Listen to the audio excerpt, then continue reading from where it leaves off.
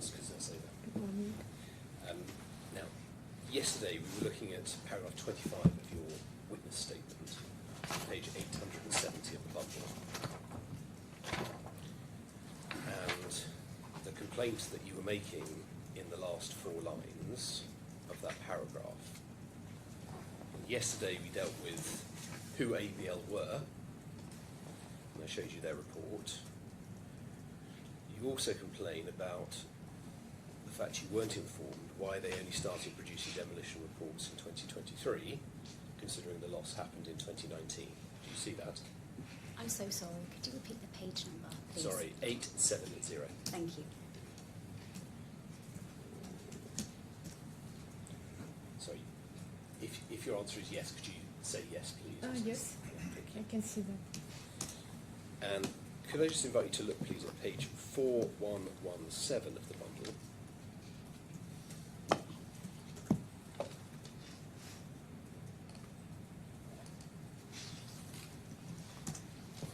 This is an email from DIG to Ms. Pereira, sent on the 20th of September 2023. Do you see that? Yes, I can. I beg your pardon?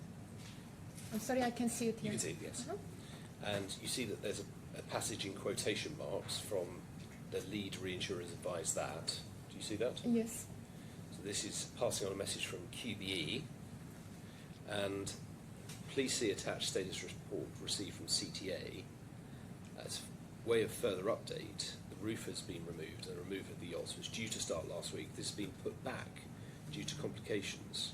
There are also issues with the weather, which is slowing down the demolition. Due to the hot temperature, work has been restricted in the use of lighting, so work can be carried out at night has been prohibited. Mm-hmm. Yes? Yes. And then if we go to page 4161 of the bundle,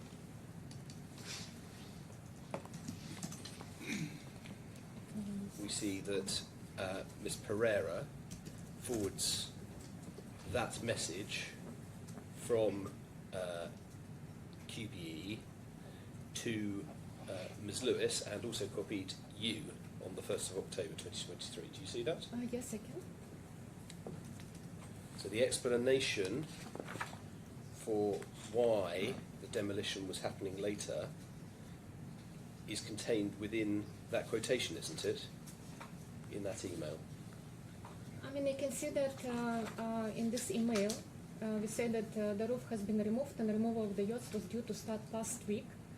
However, this has been put back due to complications. So, and I think the question that Amlin asked and we asked accordingly was that the loss happened in 2019, and then demolition, started getting produced only in 2023. So, in my opinion, it doesn't answer the question why, since 2019, when the loss happened, there was no demolition work. Because in this sentence, I can see the reference to last week only. Yes, well, if you only read the first sentence, that's right, isn't it? But if you read the second sentence, it says this has been put back due to complications. There are also issues with the weather that's slowing down the demolition. Due to the hot temperature, work has been restricted, and the use of lighting, so work that can be carried out at night has been prohibited. So there's an explanation there. Whether you like the explanation or not, there's an explanation as to why the demolition work has proceeded more slowly, isn't there? I mean, I can see that there is explanation and there is a reference to last week. So my understanding of that this was explanation regarding this particular period. And actually, I want to just add that the reason that I'm asking so many questions, right, because I want to make sure that the claims file is complete, right, that whatever payments we are requested to make have all the evidencing information and then all evidencing documentation. So it's very clear what we are being asked to pay.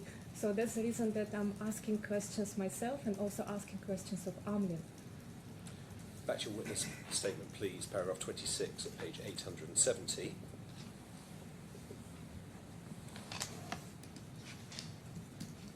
First line,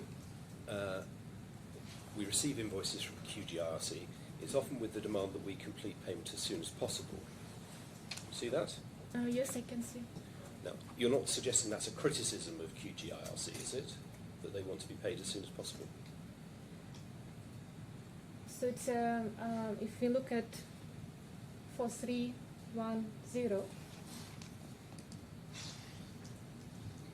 So you can see in this email that you have a link to invoices attached, and then we are asked to complete the payment as soon as possible and confirm with us once you have done so.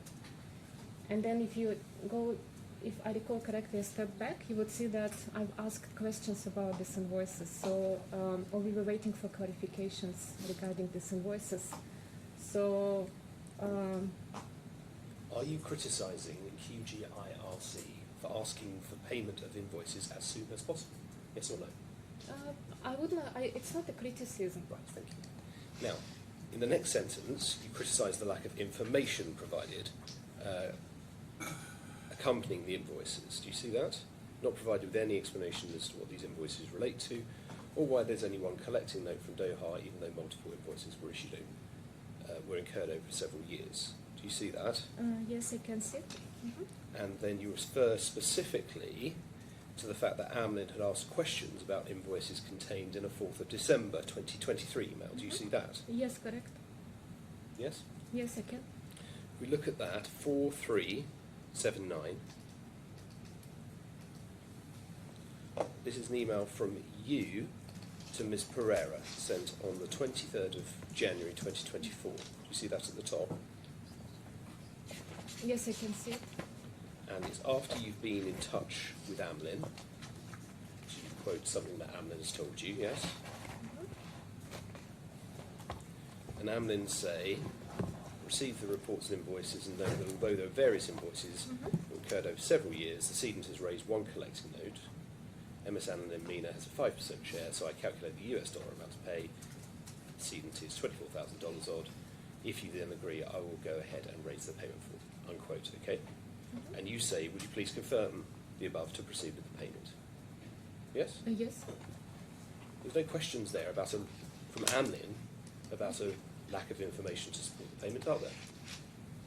I mean, you would look at the email, right? And then first you can see that there is a question regarding clarification request for conversion between USD to Qatari Rials, number one, but number two, you can Just see pausing that there, where's that?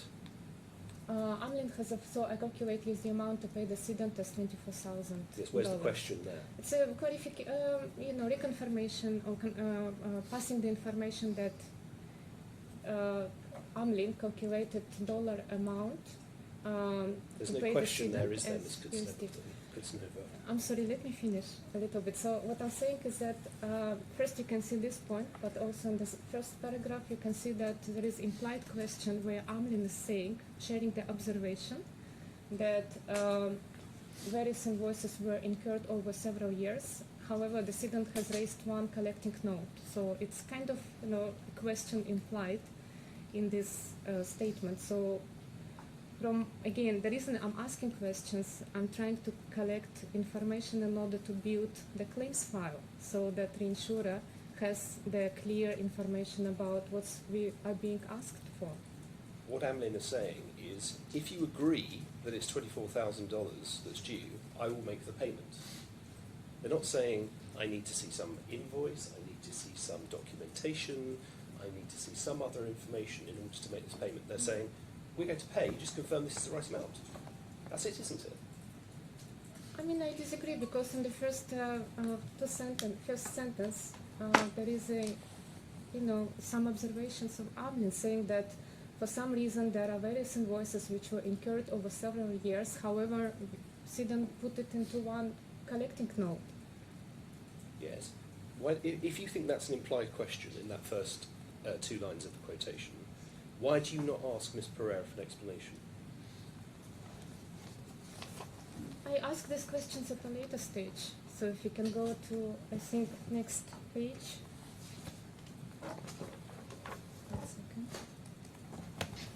The next page is Ms. Give me- Pereira coming back to you and saying we confirm the amount. I mean, next page. Give me a second.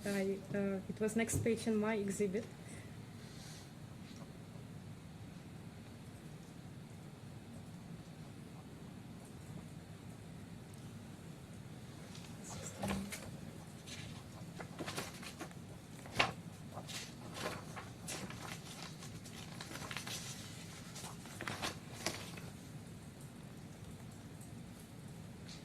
So if you go, 161, 4412.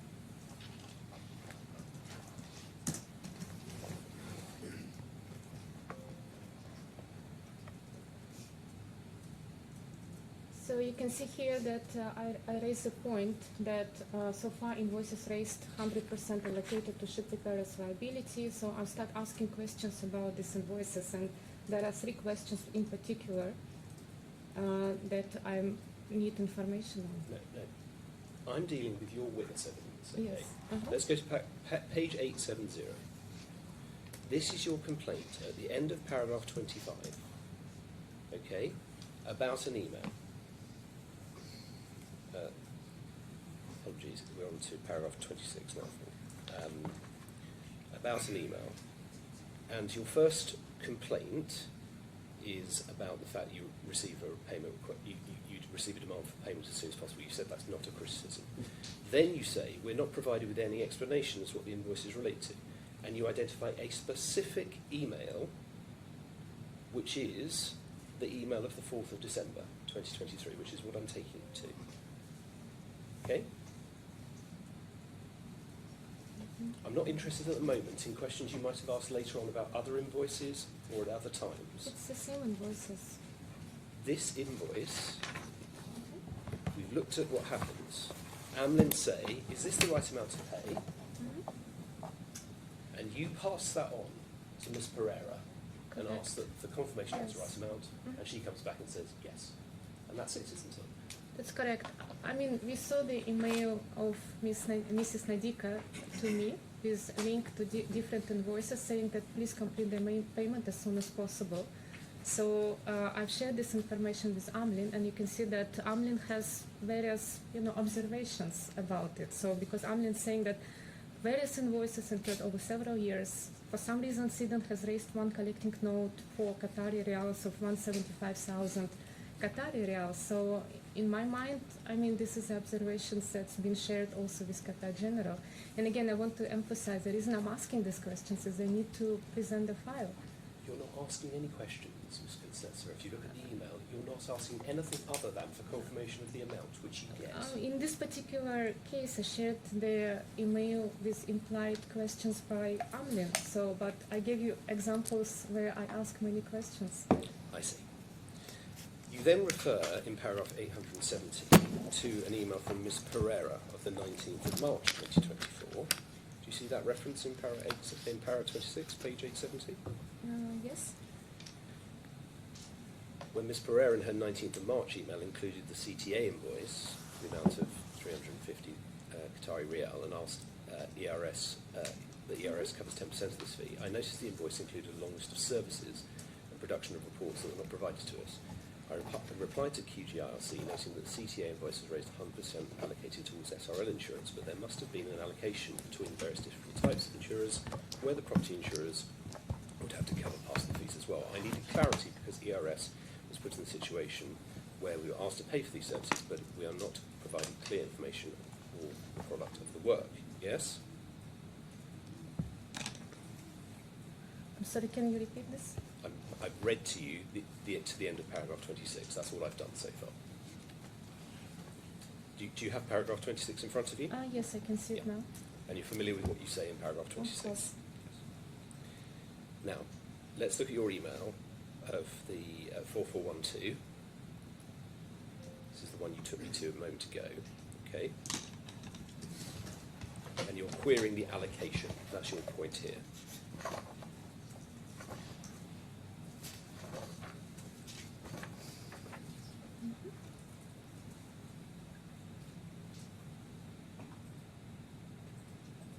Yes, I mean, we've shared the invoice for 349,000 Qatari Riyals with a question to pay 10%. So I know that when it comes to HOC1, there was allocation between HAL underwriters and ship repairers liability. So my question is that when it comes to this particular invoice, first I want to understand which head of claim it relates to, and then I noted that there was allocation applicable to the previous HSC1, so then I'm asking if the same allocation principle would be applicable to this invoice. So accordingly, I'm asking 3 additional questions that I need to understand because I need to present this claim file to the reinsurer. Send that email on the 21st of March. If we go over the page, you see Ms. Pereira's response within the week on the 1st of April 2024. Dear Maria, thank you for your email. Please find attached the comprehensive list of all invoices settled to date under the claims per the documentation provided by the DIG. We wish to confirm that in accordance with the agreement between Hull lead underwriter NHC and ship repair underwriter QBE, there's an agreed sharing on a 50-50 basis for the 2 invoices from Lloyd Warwick only. These are clearly marked in green on the attached spreadsheet for your reference. Please note there is no existing agreement for a 50-50 split with the property underwriter concerning the settlement of fees. Should you require any further clarification or assistance, please or do not hesitate to reach out. Do you see that? Yeah, I can see this response, yes. So you get her response to your queries within a week. Can we agree that? No, because my questions are left unanswered, right? So basically, my first question was, please advise which underwriters besides ship repairers participate in this claim. So their answer was not given because we only see that only how lead underwriter NHC was mentioned and some property underwriter, but there is no clarification, so who are those underwriters who participate in the claim. Then I am asking what's the percentage allocated to ship repairers liability, so I don't see the answer either. And then the total amount of fees that is being settled as of now. So I'd like to refer to this list of invoices that we received via this email of Ms. Nadika. Just a second.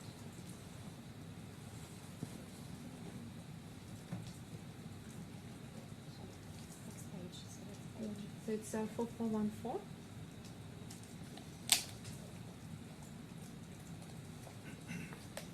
And you can see there is a long list of various invoices raised with no information except for claimant name, currency, fees for QG share 10%, and then translation into Qatari rials. And among the list, I see 3 names. CTA, we know who they are. However, when it comes to Campbell and Lloyd Warwick, I have no information who are these parties, who were they appointed by, and what is the outcome of their services. I didn't see the results of their services, so I'm not sure what exactly we are asked to pay for. So that's the reason I'm asking these questions from Qatar General. Can we agree that Ms. Pereira replies to your email within a week? She replied to my email, but not to my questions. Can we agree that she offers an explanation in response to your questions? Whether you found the explanation complete or not is another matter, but she offers an explanation, doesn't she? She offers explanation to some of the questions, but not everything raised. And then she finishes the email by saying, should you require any further clarification or assistance, do not hesitate to reach out. So if you have further questions that you, as a consequence of what she had sent you, all you had to do was get in touch, and she was inviting you to do that. That's right, isn't it?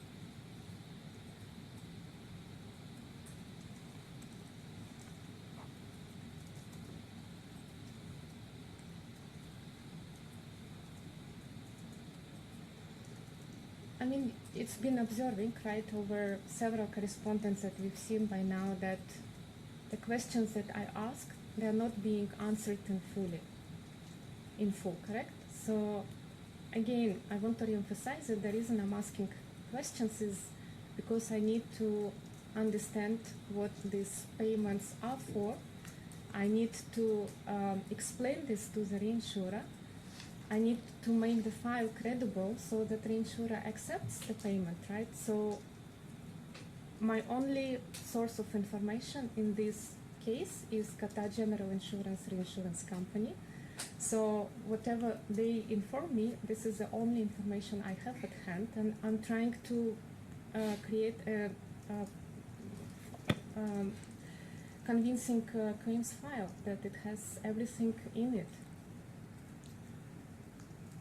She's asking you if you have further questions to reach out to her. You can see that in black and white in front of you. That's right, isn't it? I mean, I can see that she mentioned, should you require any further clarification? Yes. Page 872 again. Paragraph 32 of your witness statement. You refer to an email sent to you, you sent to QGIR on the 18th of April 2024. You see that reference? I'm sorry, can you repeat? Paragraph 32, Yes. first line, you say, on the 18th of April, I followed up. I asked Ms. Pereira to ask whether QGIRC were asking for immediate payment of the invoices, or whether we should wait for clarification from the cedents and the reinsurers first. Yes, I can see. Do you see that? That's at 4527.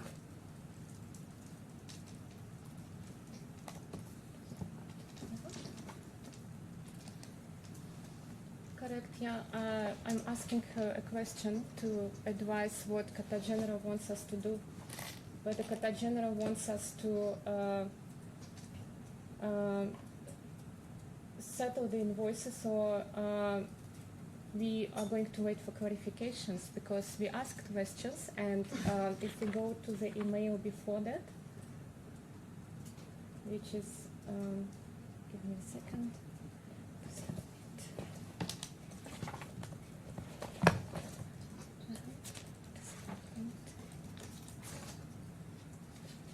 Yeah, if you can to find it. It's 4484.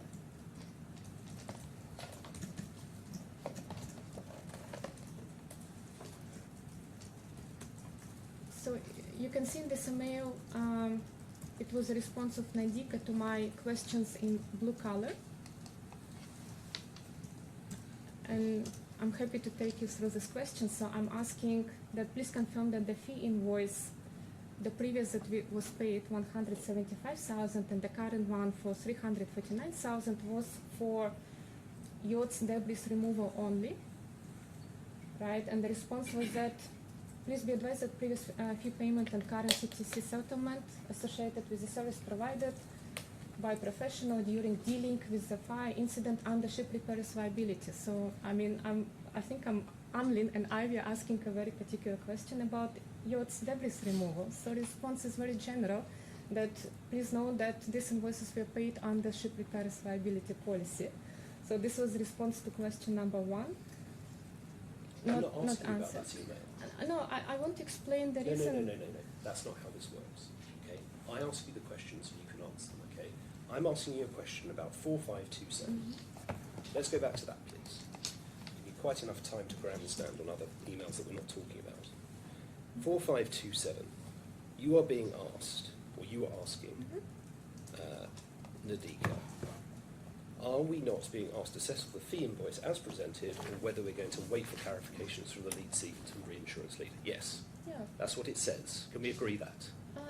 Yes, and the context to this question is that I asked questions from Ms. Nadika. The questions were not answered.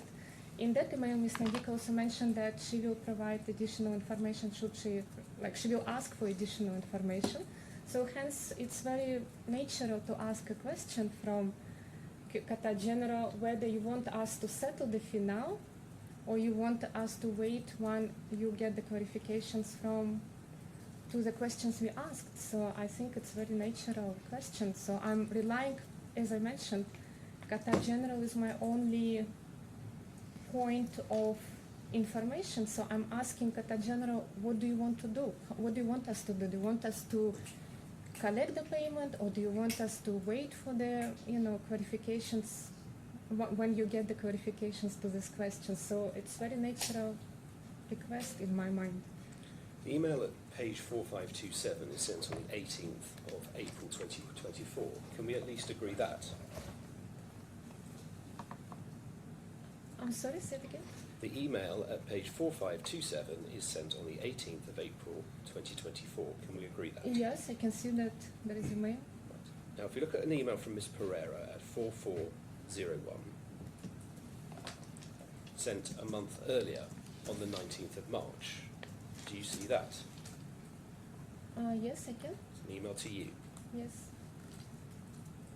And she is sending you the invoice Mhm. and the lead reinsurer approval, correct? Yes, I can see that. She does. She did. You'll see that from the attachments if you need to. Mhm.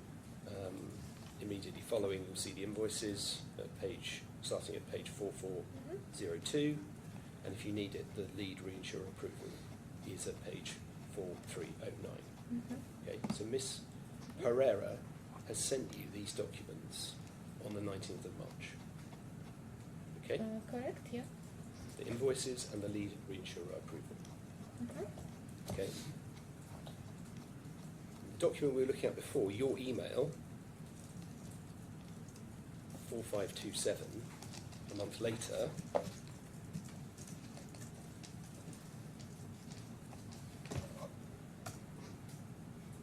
you're asking whether you're being asked to settle the fee invoices as presented or whether you're going to wait for clarification. Yes? But as Ms. Pereira points out to you at 4528, in response to your email, she replies a few days later on the 21st, regarding the current settlement fee, the lead underwriter is granted full approval for the settlement of the fee with no condition. We'll revert to you regarding pending settlement of the PAA for the yacht debris removal. So she's telling you information that she'd already provided to you a month earlier, hasn't she?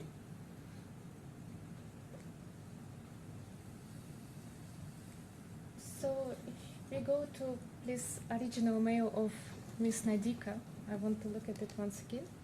When she sent the invoice for 349,000 Qatari rials, which I think 4379.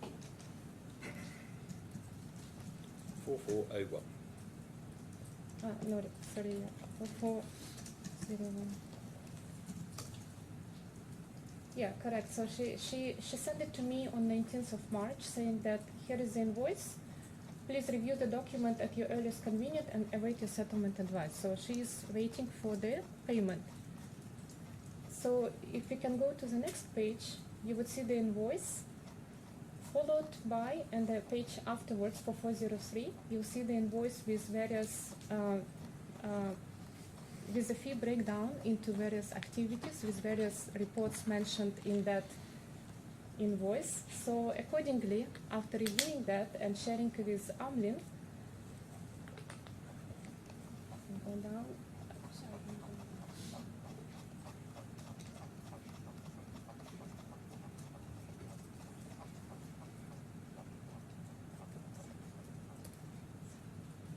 Yeah, accordingly in 4412, I'm raising questions,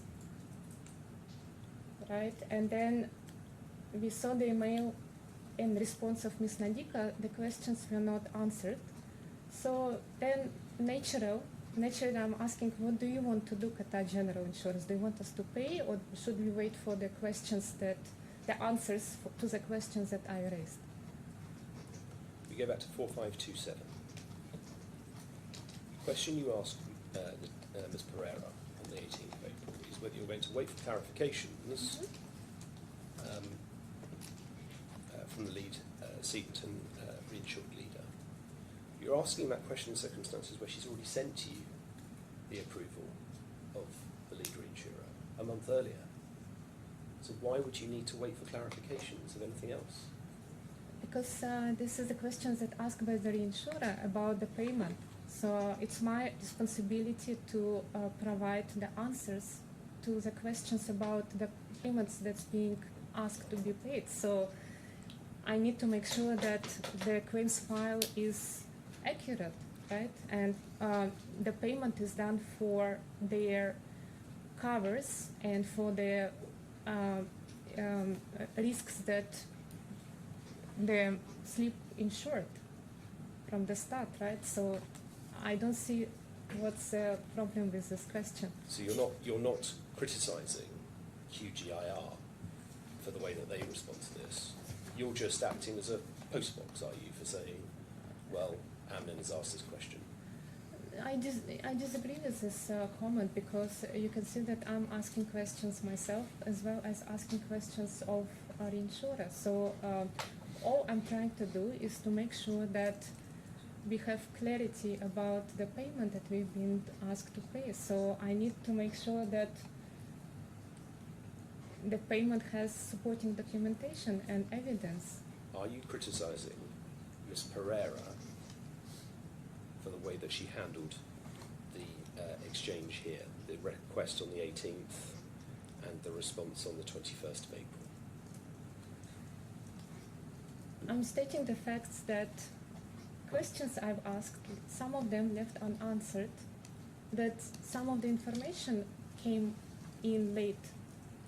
Have a look at this particular exchange, because this is not me just plucking something out of thin air. This is what you refer to in your witness statement, where you are criticising QGIR. 4527, you ask whether the payments are going to be made straight away, or whether you're going to wait for clarifications from the cedent and reinsurance leader. Next page, Ms. Pereira tells you you've already had the approval through, and we've seen the email it sent to you a month earlier. Are you criticising what QGIR are doing here or not? I mean, I'm asking Qatar General for the instructions regarding the payment. Do you want us to pay now, or do you want us to wait for you to obtain the answers to my questions? So that's all I do. And then Ms. Nadika responded that regarding the current settlement of fees, Little Insure has granted full approval for the settlement of these fees with no condition for sharing. We will revert to you regarding pending settlement of PLA for the yacht debris removal. So I don't see the issue with this correspondence. You don't see an issue? I'm asking questions for Qatar General. Do you want us to pay now, or should we wait for the clarifications? So And the Ms. question Nadika again, I'm going to give you responds one my more chance to question. answer, okay, and then we'll move on. Are you criticising Ms. Pereira for the way that she handled your query on the 18th of April and her response on the 21st of April? Yes or no? So if you go to my email, I'm asking whether Qatar General asking for immediate payment or not. I mean, I'm not sure I understand your question. Okay. If we go back to your witness statement, we looked at paragraph 32, page 872. This is in a series of paragraphs where you're criticising the way that QGIR are handling the claim. Paragraph 32, one of the points you raise is about this exchange we've been looking at. And what I've been keen to try and understand is whether you're saying QGIR did anything wrong here. And I don't know what your evidence is on that yet, because you haven't answered my question. I'll give you one more try. Have they done anything wrong here, yes or no? I mean, I'm sharing here my recollection, right? And in my recollection, I said I followed up, I emailed asking HRC whether they want for immediate payment of the invoices or whether we should wait for the clarification. And then I'm recollecting the fact that Ms. Nadika responded confirming that Little Insurer has granted full approval. So I'm not sure, this is the facts, right, that I'm sharing here. Paragraph 34 of your witness statement, page 872 again. You refer there to recent developments, and towards the foot of the page, you refer to, as final line, information provided by QGIR on the 23rd of July. Do you just see where I'm referring to there? Final line? Yes, I can. Yes. And you say it was not complete on quantum, and we see the message you're referring to at 4692.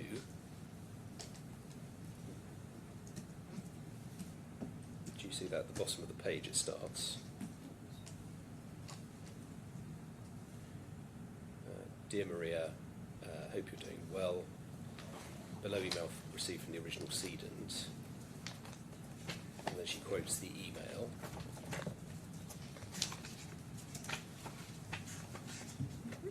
Setting out what information's been provided. And then at the end, she says, we will keep you further development once received from the original underwriter. Do you see that? For Give me a 693. second.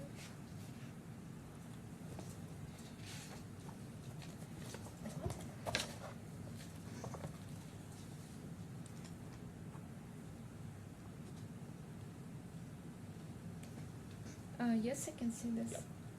And you see that final sentence, will keep you further development once we receive from the original underwriter. Do you see that? Yes, I can. And I think your position is that something in here is unclear in the bit where it says quoted unquote. But whatever you found unclear or not, you don't raise any questions with Ms. Pereira about this email after you receive it, do you?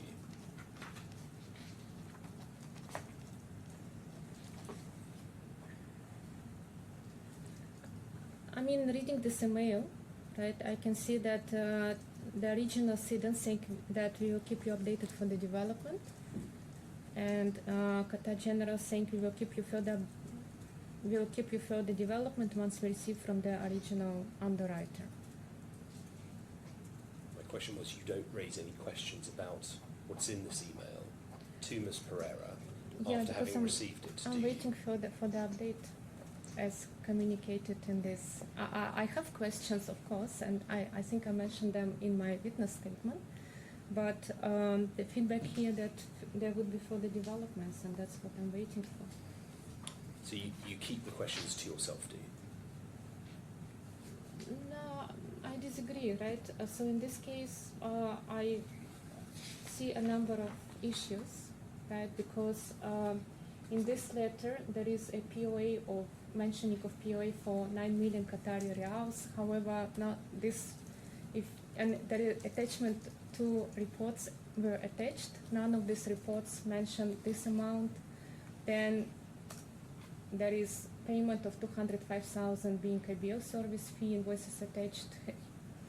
So you can see that there is just a list of invoices of ABL. Then also there is mentioning of POA of 18 million, there is reserving 70 million, but the documents that were attached to this email didn't contain any of this information. So, however, as Ms. Nadika mentioned, there would be further development, so I'm waiting for them.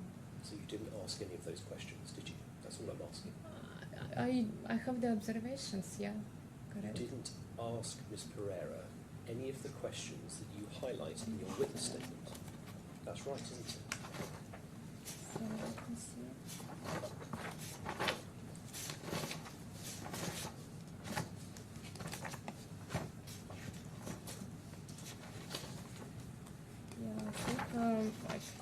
I don't think I asked a question regarding this particular email. Can we look at your second statement, please, page 908, paragraphs 9 and 10.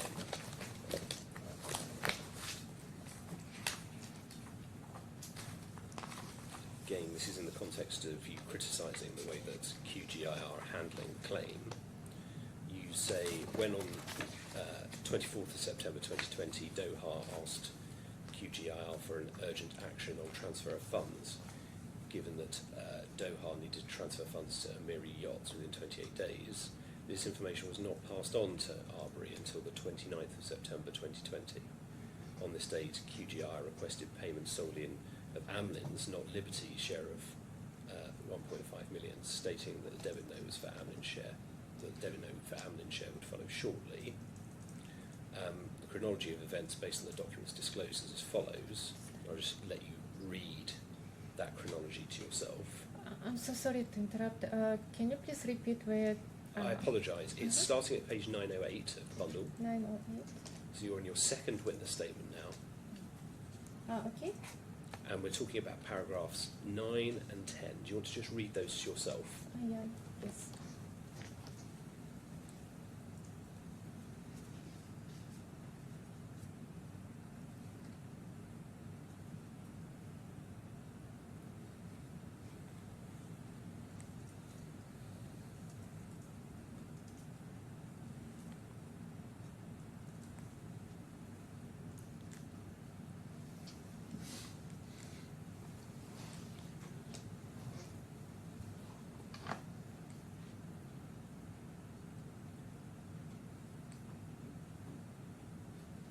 Yes, I can.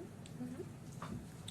And I just want to clarify something in paragraph 9, if I can, where you say, on this date, QGIR requested payment solely of Amlin's, not Liberty's 5% share. Do you see that? Yes, I can. Are you criticising QGIR for not presenting a request for payment for Liberty's share?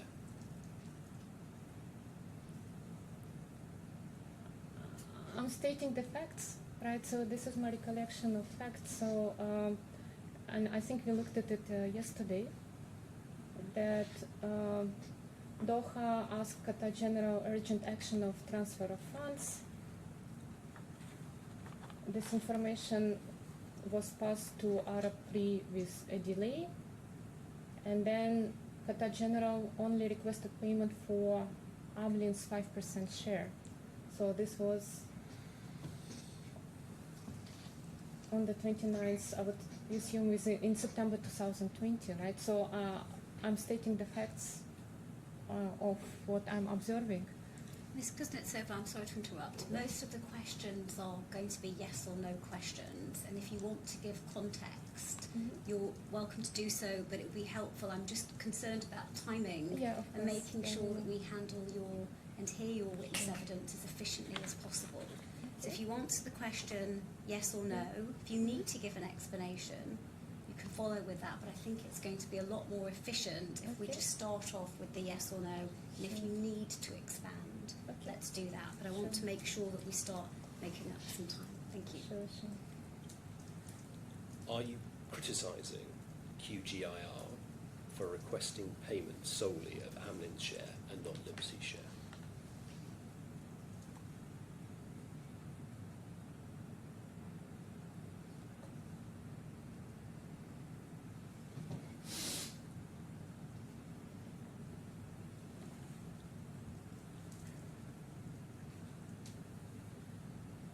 I'm sharing my observations about how Qatar General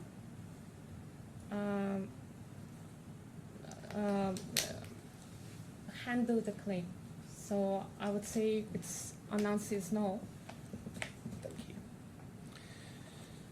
Because at that stage, by that stage, Liberty had said that they were relying upon the fact the policy had cancelled after the first year, hadn't they?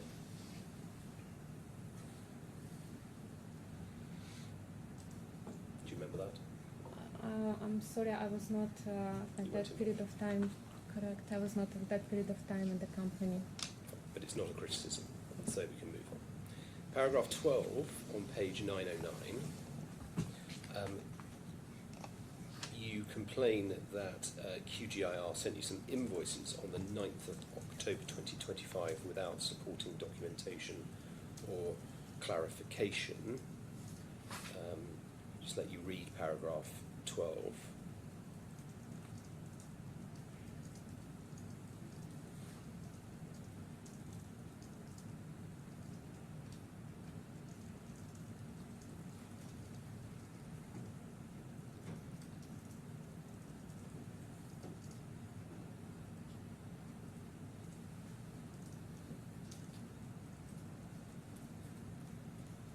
You let me know when you've read that.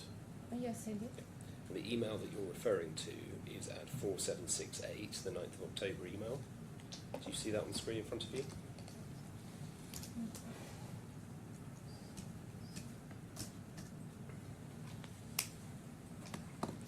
So Ms. Pereira writing to you, hope you're doing well. Further to the email below, please find attached the settlement documents pertaining to your share in respect of US dollars 205,000 related to the ABL survey fees. We look forward to receiving the settlement from your end. Kindly note the amount should be paid directly to QG, not to ABL or DIG. The bank details attached for your reference.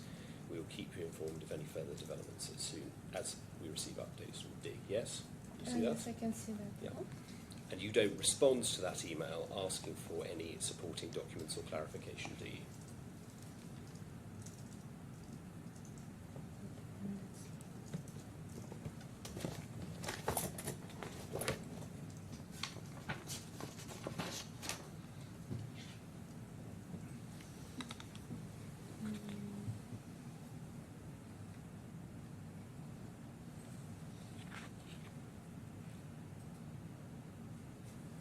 August 2024.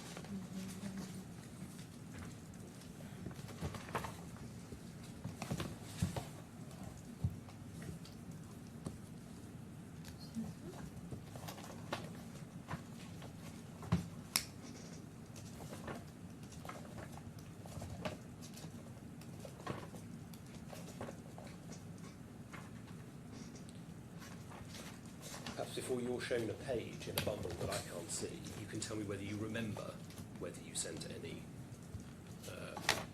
response asking for supporting documentation or clarification. Do you remember that? I cannot recall that I answered to this email.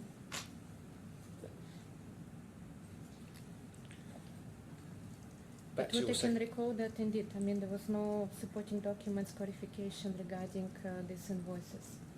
But you don't ask. Not yet. I didn't ask. I passed this information to the reinsurer, and the invoices remained outstanding because they are also reviewing them as we talk. And then lastly, if we go back to paragraph 13 of your second statement, page 909,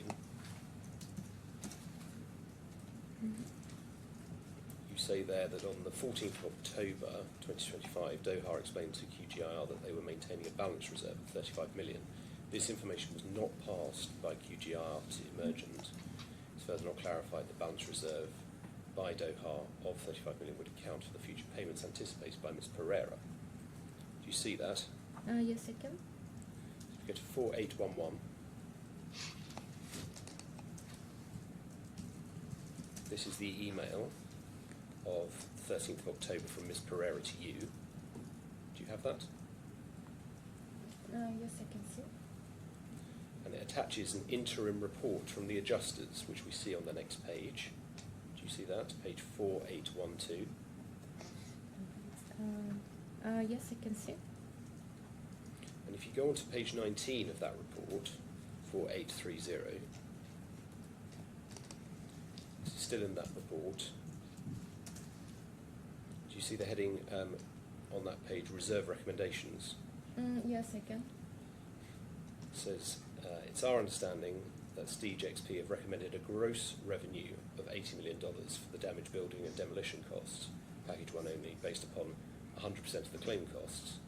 We would, however, note that they have indicated that the total cost of the claim could exceed $100 million. Insurers, reinsurers are currently maintaining a balance reserve for the damage building and demolition costs of $35 million, which is based on a 50% share of $70 million cost projection previously provided by the property insurers and reinsurers.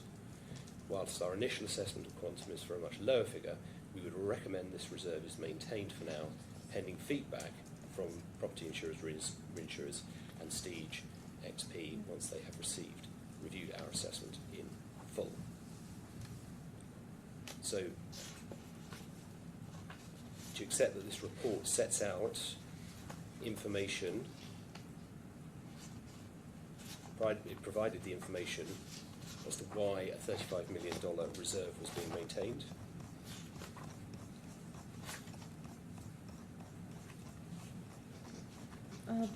Can you please tell me the email once again by which this report was sent? Yeah, it's 4811.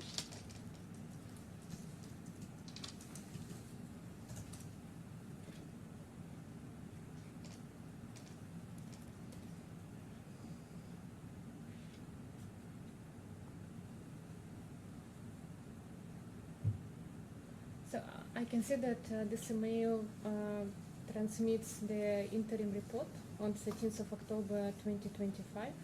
So as I understand, in 14th of October there was a discussion between a day later when Doha told Qatar General that they're maintaining the balance reserve of $35 million. And I don't see that information was passed to us. So I can only see the report. If you go back to your statement, paragraph 13, page 909, final sentence. It's further not clarified the balance reserve by Doha, $35 million, would account for the future payments anticipated by Ms. Pereira. There's an explanation in the report, isn't there, as to why the $35 million reserve has been put in place.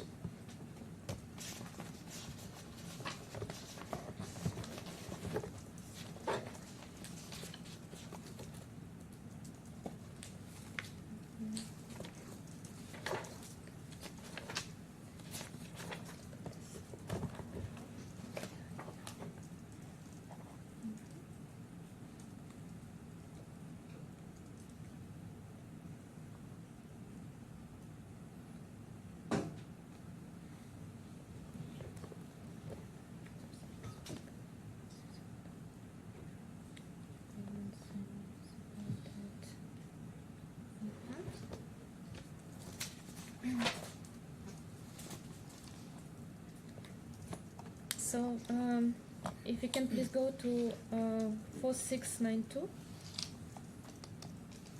Is this a document relevant to the question I've asked you? Yes, because I can explain why I'm saying that. So in 4692, it's email of Nadika to me, and you can see that in the quote space there is email. There is a sentence: we have approached the lead reinsurer for further clarification in respect of the above POAs, where the 18 million is inclusive of 9 million Qatari riyals. So in my mind, this question still exists, right? It's still not answered because we didn't receive any further clarification about POA of 9.8 million. So reading this report, I see that there is a balance of reserve for the damaged building and demolition cost of $35 million. However, in this email dated July 23, we have POA mentioning of the POA for demolition of 9.8 million, demolition of the building and removal of wreck, and another payment of 205. So fine, payment is clear, but I mean, I think the question left unanswered here. So accordingly, I'm trying to understand that this 35 million, is it inclusive of this or exclusive, or what exactly we are? Let's take it in stages. Go back to paragraph 13 on page 909.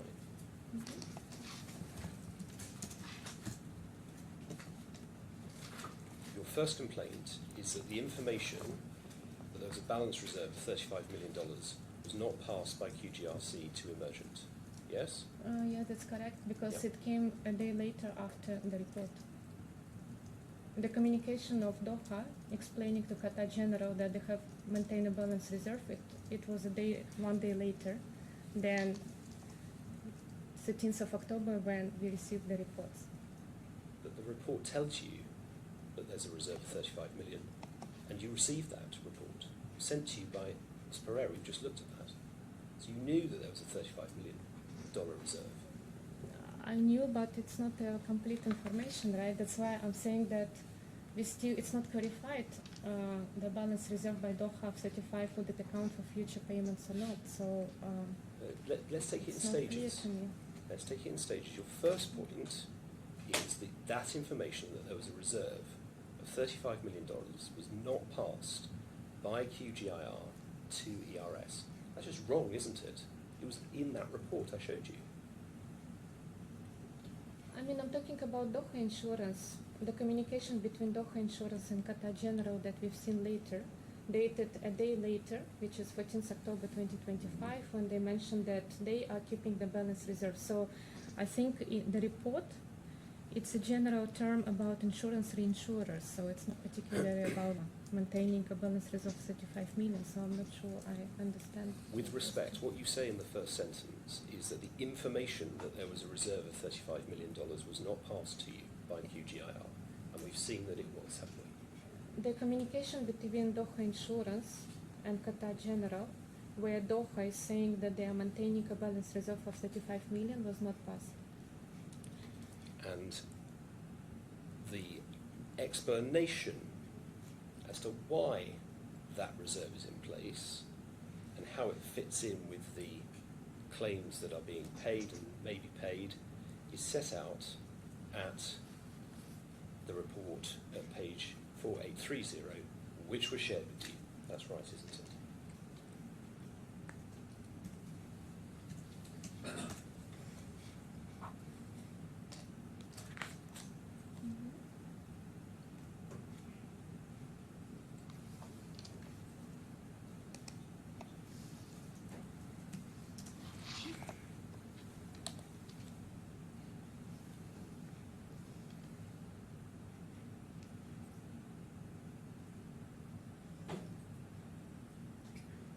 I mean, all I can see here that reinsurance maintaining a balance of reserve for the damage building demolition cost of $35 million, right? But we still not received the response to the question regarding POA of 9 million Qatari rials.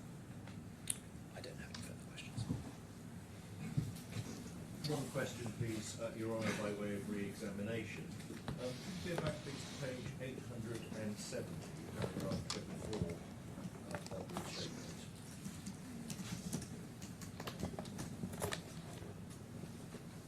And it was suggested to you in connection with the last line of paragraph 24 that you hadn't asked for an update on the outcome of the recovery action after the end of January 2021. Do you remember that? Yes. Could you turn, please, to page 3588 and make any comment on this communication that you think you would like to make?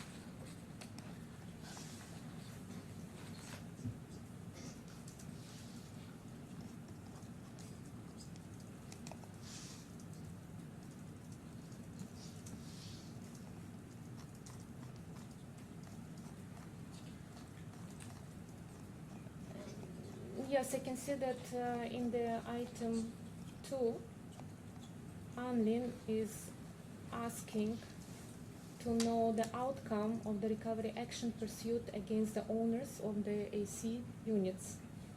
And Miss Elena is saying that it has been more than 2 months since we got the last update from you, so we hope it would be in the position to furnish or obtain the answers to the above, at least partially, if not full, so we can satisfy the underwriters from Amlin. So the question was asked about the outcome of the recovery action. There was a Thank you. follow-up. I have no further questions, Your Honour. Thank you for your assistance to the court. Ms. Kuznetsova, you're now released as a witness.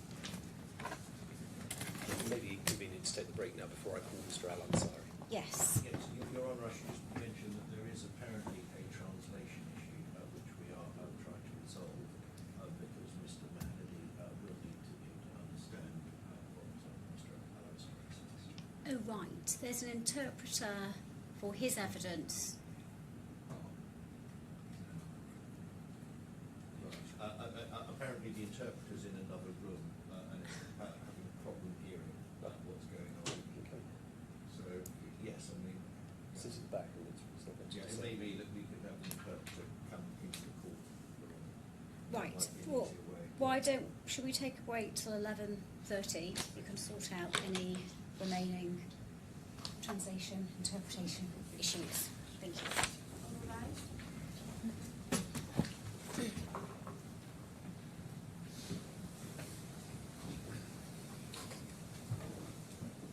With the court's permission, I'd like to call Mr. Salman Al-Ansari. He's sworn in first.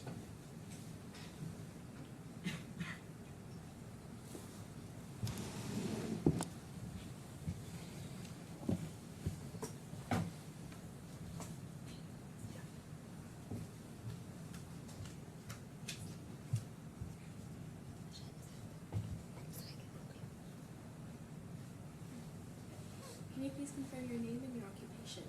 Salman Al-Ansari, I'm a lawyer, licensed and practicing in the state of Qatar. Thank you. And can I confirm that you are swearing on oath? I'm swearing. On oath. Can you please hold the court? Sure. Thank you. Please repeat after me. I swear by I swear by the Almighty God the Almighty God that I will say nothing that I will say nothing but the truth. but the truth. Thank you. You may proceed. Thank you, Mr. Al-Ansari. Can I ask you, I know you were just taking the oath, but can you try and project your voice and speak up so Sure. that we can all hear? Sure.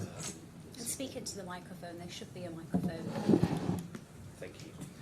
Could you please be shown page 911 of the bundle? Do you recognise that as your first report? Yes. And if we turn to 948, do you recognise that as your signature? Yes. We turn to page 1219. Do you recognise that as your second report? Yes. And if we turn to 1233, is that your signature? Yes. And if we turn to 1214, do you recognise that as the joint memorandum that you produced with Mr. Mahanadi? Yes. And at 1218, is that your signature? Yes. And can you confirm that the opinions that you express in your reports and in the joint memorandum represent your true and complete professional opinions on Yes. the matters that you've been asked to consider? Yes. Thank you very much. In a moment, Mr. Black was going to ask you some questions, but just to explain to the judge, Mr. Mahanadi's interpreter is next to him, and so if you hear some background noise, that's the reason. Thank you. Good morning, Mr. Al-Ansari. Now, I want to ask you, please, about three principles that you mention at paragraph 9.19 of your report. And those principles are... Could we please have a page number so we can follow? Yes, of course. It's 926 is the page number of the paragraph, but I was going to ask some more general questions. So the three principles you mention, Mr. Al-Ansari, are good faith, the principle of back-to-back arrangements, where obligations and terms between underlying insurance and reinsurance contracts are coextensive, and the third thing I wanted to ask you about is custom in Qatari law. But I'm going to start, please, with back-to-back arrangements. And I'd like you to look, please, at page 1853 of the bundle.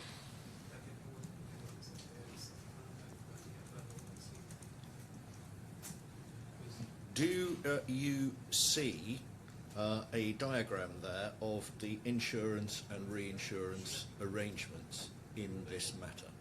Yes. And the back-to-back principle, insofar as it operates, would operate between Nakilat, Doha, and the Aon policy, wouldn't it? Because they are in the same chain. My apologies, just to understand your question. Do you mean that it will exclusively apply there, or it will apply on IM? Well, I'm going to suggest to you that it applies in chains of contracts, the back-to-back Sure. principle. That must be right, mustn't Yes. it? So here it would apply between Nakilat, Doha and Ale, one chain, wouldn't it? Yes. It would apply between Nakilat, Doha and Qatar General and their retrocessionaires, Amlin and Liberty, wouldn't it? Yes. It's a second chain. And it would apply to a third chain between Nakilat, Doha and the other 50% reinsurers, wouldn't it? Yes. And within these chains of liability, as I understand your evidence, obligations between underlying insurance and reinsurance are coextensive. I do apologize because of the sound. I didn't hear you well. Sorry. Do you mind saying that again? Yes. Sorry, I think this may prove to be something of a problem.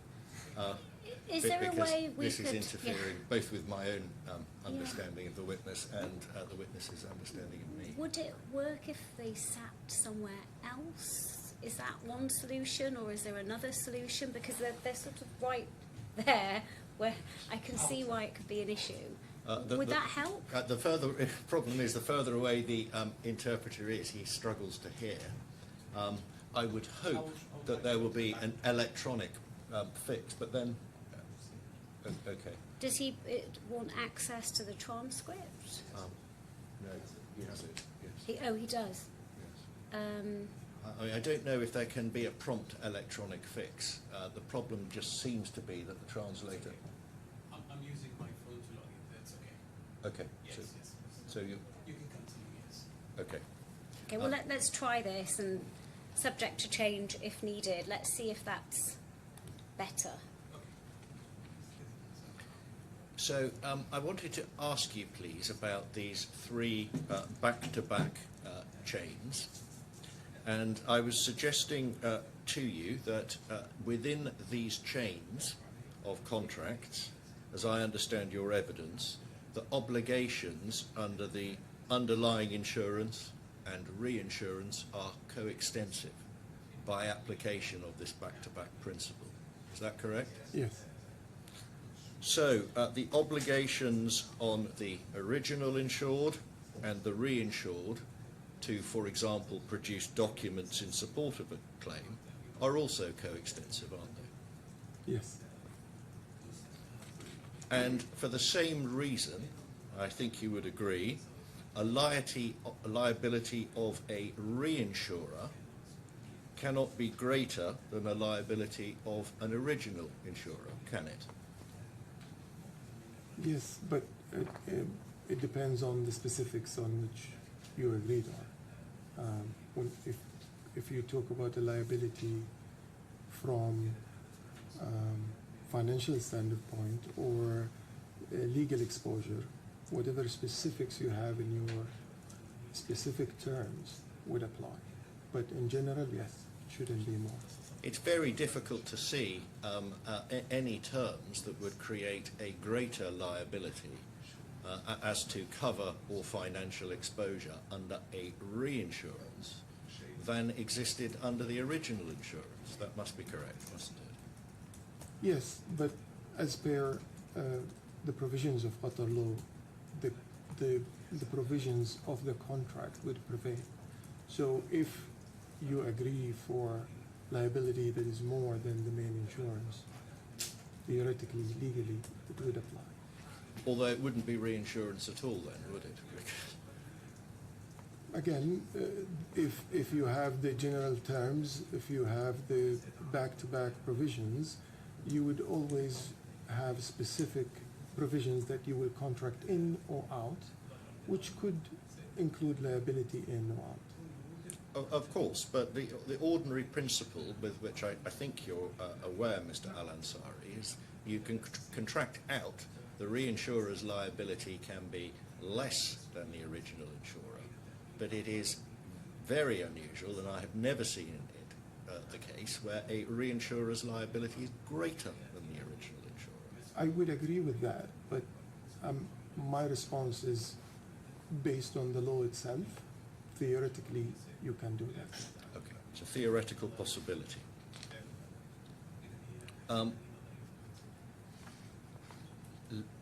Let's discuss, whilst we've still got this diagram up, the claims control clause in the Aon policy, which is in a different contractual chain to the one between Nakilat and Liberty.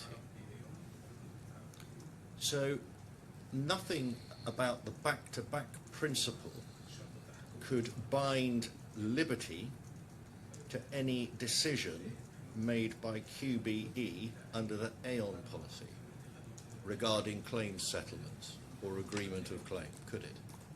Just the back-to-back principle. If there is no cross-reference, then no.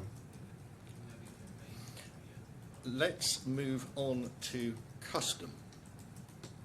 Now, in order to establish a commercial custom in a Qatari court, my understanding is that the court appoints its own expert. Is that correct? Yes and no. The court would appoint experts to look into the specifics of a case itself, whether accountants or experienced people in insurance. But yes, they would use experts to that. But again, the court will as well use its own interpretation of the laws. Of course, but if we're talking about a commercial custom that's not in the Qatari code, Qatari laws, then the process, as I understand it, is for the court to appoint an expert so that it can be informed about the commercial practice in a particular field. Yes. And we have a case, I may not need to refer you to it, about unruly passengers and their exclusion on airlines. But as I understand it, the test for a custom is stability and certainty in the commercial market concerned. Is that right? The goal is that. That's true. The goal is to provide stability and certainty in the market. Just to clarify, based on the specific market and the specific experience of the people operating within that market. So the custom would be evaluated on that basis. Thank you. Now, I just wanted to ask you a little bit about the third principle, good faith, and Article 172 of your code, as I understand it, imposes an obligation on the performance of a contract, which has to be performed in a manner consistent with the requirements of good faith. That's correct, isn't it? Correct. And the doctrine of good faith, therefore, regulates the performance of existing contractual obligations, doesn't it? It can't create an obligation that isn't there. Correct.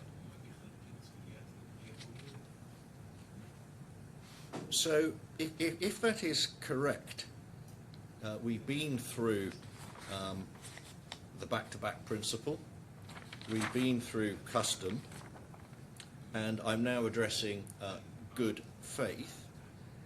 None of these principles would mean that Liberty is bound by any decision made by QBE on claims or to admit claims on the Aon policy. That must be correct, mustn't it?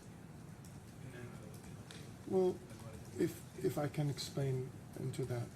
Now, Liberty is, my understanding that Liberty is as well a second claims agreement in the Aon policy. That's correct. That's my well, understanding. they certainly do appear to So, have which means participated de facto. which means that they approve the invoices, whatever claims are coming to them. The requirements of good faith basically requires whatever is being approved by them in that policy for the same claims, the same issue, the same incident, the same um, insurance policy would not be rejected down there in the retrocession. So let's take this in steps if we can. Yeah. So you agree with me that Liberty would not be bound by any claims agreement or any settlement just entered into by QBE. That's correct, isn't it?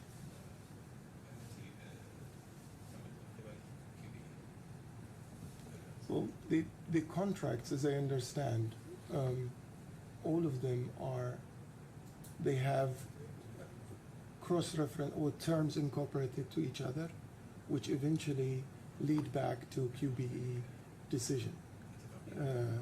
And Liberty is participating in the iron policy and a retrocessionaire down there. So, again, if my memory serves me, if there is a reference to the terms of the claims management in the QGIRC policy or reinsurance, it would apply. Otherwise, it not. So leave Liberty to one side and assume that a claim is only approved or settled by QBE on the Aon policy. There is nothing that would bind Liberty under its contract of retrocession to a claim agreed by QBE alone, is there? If it's not cross-mentioned, then the answer is no. And what you suggest, I think, is that if Liberty approves expressly some claim or liability under the Aon policy, it shouldn't act inconsistently under the Liberty policy. Is that what you're saying? That's where good faith might So come in. you said it should act inconsistently? If Liberty approves a payment under the Aon policy, I think your statement is, then it should act in good faith, consistently with that decision, under the retrocession. Is that correct? Yes. And that, of course, assumes, doesn't it, that there are no material differences in terms or commercial considerations under the Aon policy and the Liberty retrocession, doesn't it? Of course, the terms of these contracts would apply. And it is right here, I think, that we are talking about a policy. liability policy, aren't we?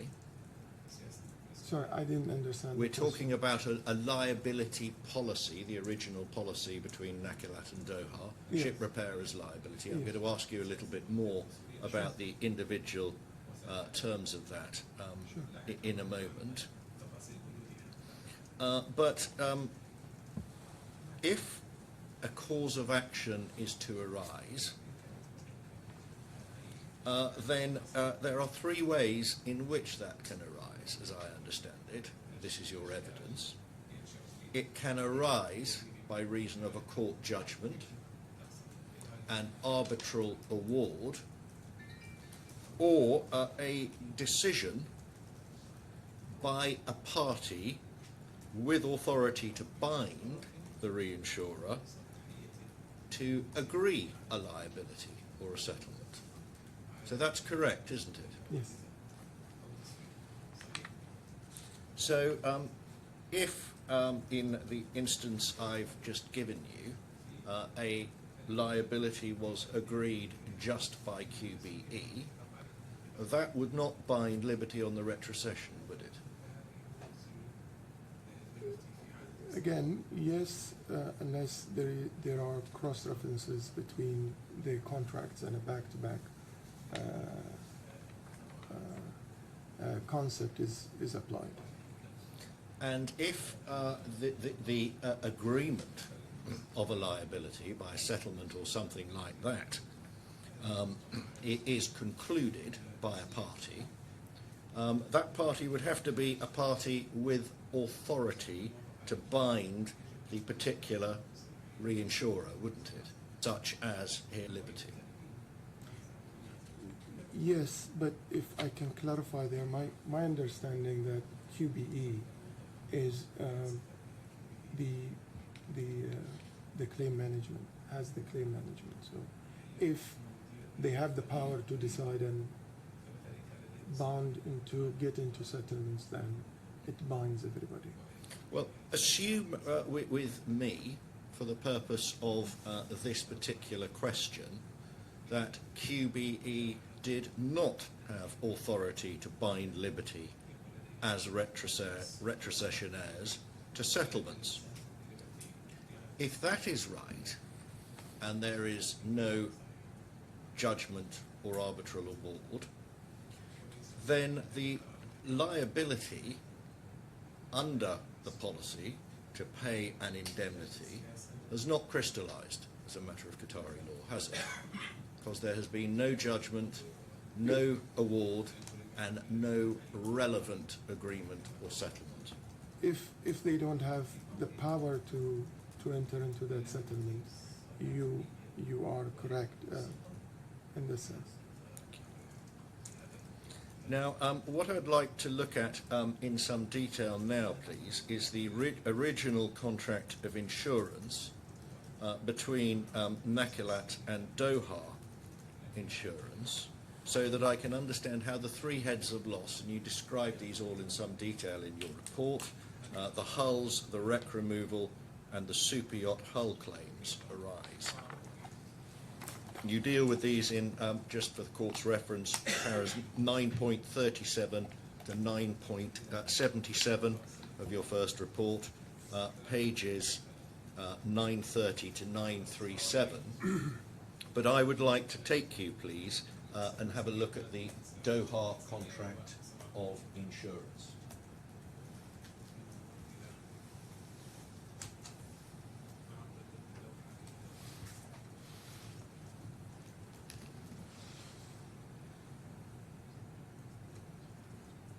So could we take up page 1869, please?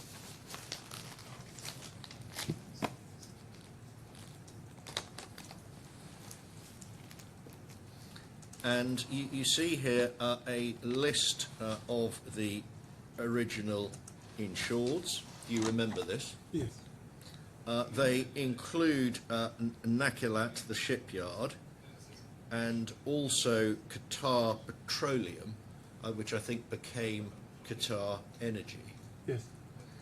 Is Qatar Petroleum the national oil company of Qatar? Is that right? Yes, but it's not a company. It's a governmental authority organization. I see. It's a government organisation They call it rather a than a company. corporate. Yeah. Thank you. And I would like to understand your evidence, please, for each of the heads of claim, which you discuss in a lot of detail in your report. Which section of this policy the claim comes under? Which of these co-assureds you envisage bringing the claim? Is it Nakilat Shipyards? Is it Qatar Petroleum? Or is it somebody else? And I'd like to start, please, by turning on to page 1873.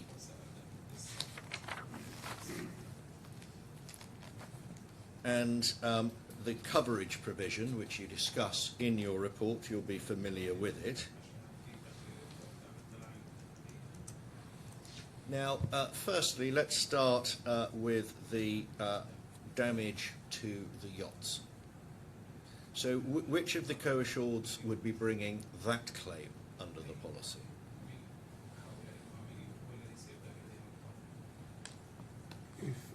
If you can go back, I don't recall the names on the policy. If we can go back to the policy. Yes, it's 1869.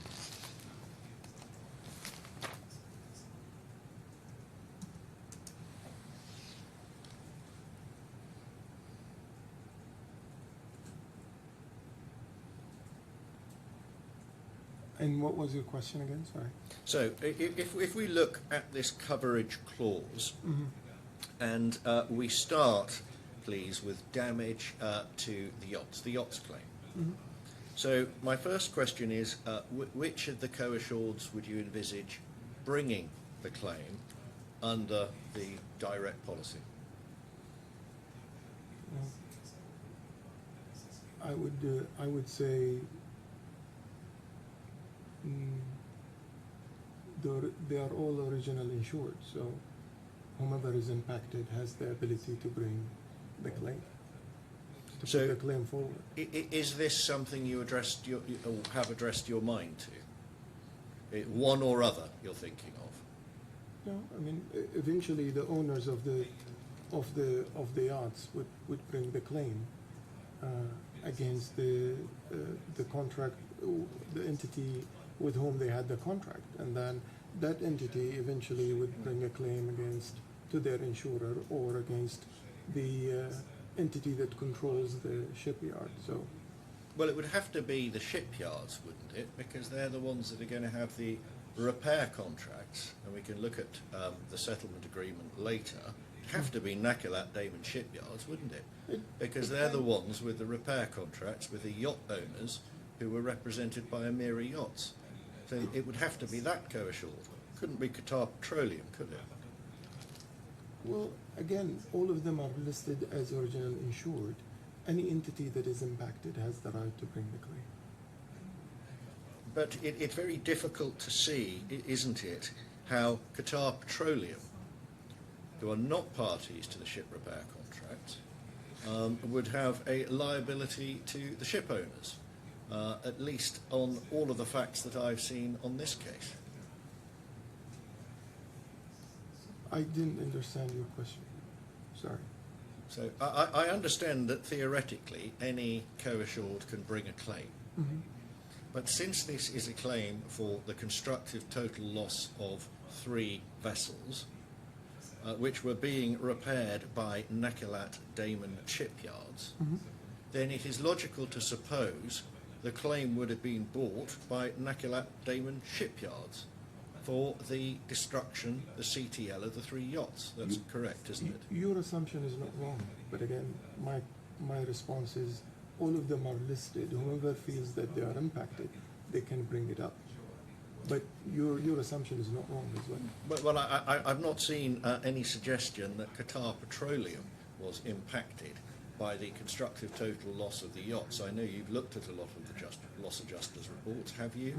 Yes, Sorry? I've looked at some, yes. And have you seen any suggestion that Qatar Petroleum were impacted by the damage to the constructive total loss of the 3 superyachts? I do not recall, to be honest. I have to go through the report to know, but I don't recall. Okay, well, let's move on to the coverage, heads of coverage, under Clause 6, page 1873.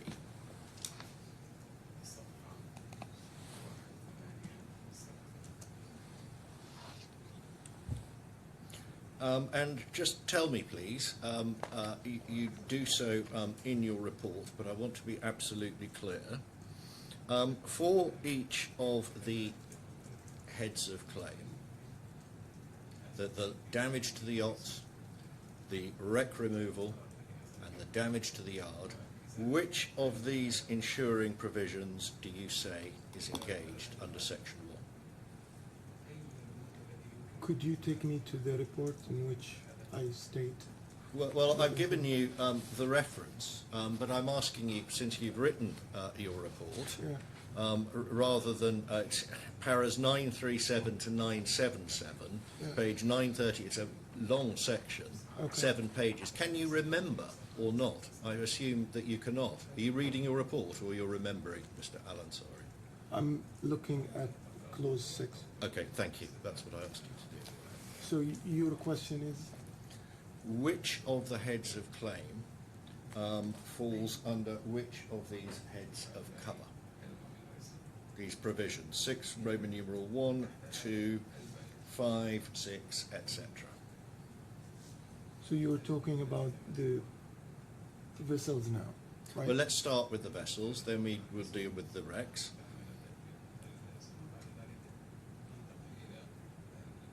Number 1 deals with the vessels. Yes. Number- So head of number- claim number 1 is under Roman numeral 1. And 2 deals with the vessels as well.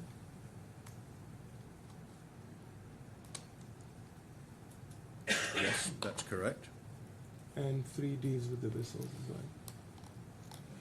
Well, I think 3 deals with cargo, actually, doesn't it, Mr. Allen? Yeah, Sorry, of the with which I vessels. don't think these were But- pleasure boats. So I don't think they had The parcels cargoes, of oil. the cargoes of the vessels, so it would impact somehow if there are cargo. If there were cargo there, but I don't think that's relevant in this case. Yes. So Yes. these are the vessels claims, and then Yeah. the wrecks, and the super yacht haul claim. The Rex is 6.V, removal of Rex. Right. And the last one is, you said, which one? The super yacht haul claim. It should be under the loss of third-party property damage, VI. So number 6, VI, it is loss or damage to third-party property occurring in the course of or arising from the ship repairing operations of the assured, where such liability results from negligence of the assured. Yes, So this is talking about third-party property, isn't it? yes, But of course, Qatar Petroleum or Qatar Energy is an insured, isn't it? they are insured, but when you talk about negligence, liability of negligence, they will be in this sense, the building will be considered a third-party property in which they will be compensated for. It doesn't rise, just to be clear, the default does not rise from a contractual liability. It rises from a negligence liability. But this is third-party property, isn't it? Yes. So if one moves on to exclusion 9, page 1874, notwithstanding anything contained herein to the contrary, this insurance shall not cover any liability in respect of property, and I'm thinking here of the wreck removal claim, owned, used by or leased by the assured, or in the care, custody or control of the assured. So section 1 would not obviously cover the wreck removal, would it? So- Because the vessels were in the care, custody and control of the assured. And of course the premises was owned or leased to the assured. It was owned by Qatar Petroleum and it was leased to the assured, Nakilat Damon Shipyards. You're talking about 9I, right? 9I, A and B.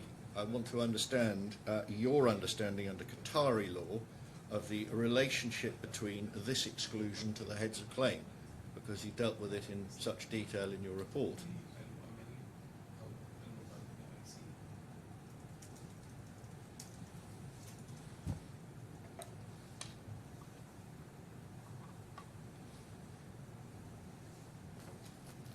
Okay. Sorry, can you repeat your question? I just wanted to have a look Yes, at it. I wanted you to identify under clause 6 which heads of insuring clauses applied to each of the claims, and you have done so.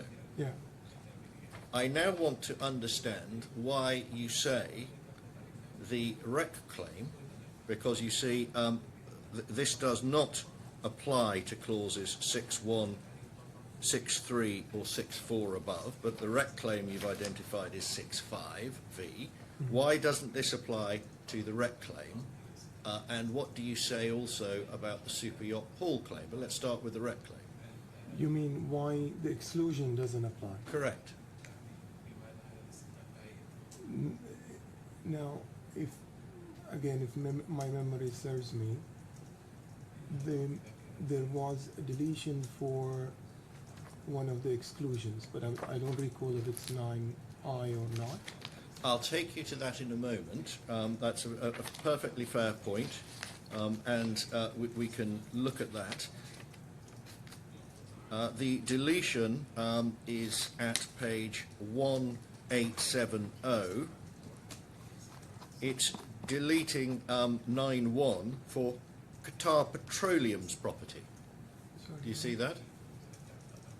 1870. Yeah. But let's start with the Rex. They were not Qatar Petroleum's property, were they? They were represented, at least in the settlement agreement, by Amiri Yachts. Yes, because the yachts are the eMRGents, yes. Yes. So why doesn't this exclusion apply under this section to the wreck removal claim?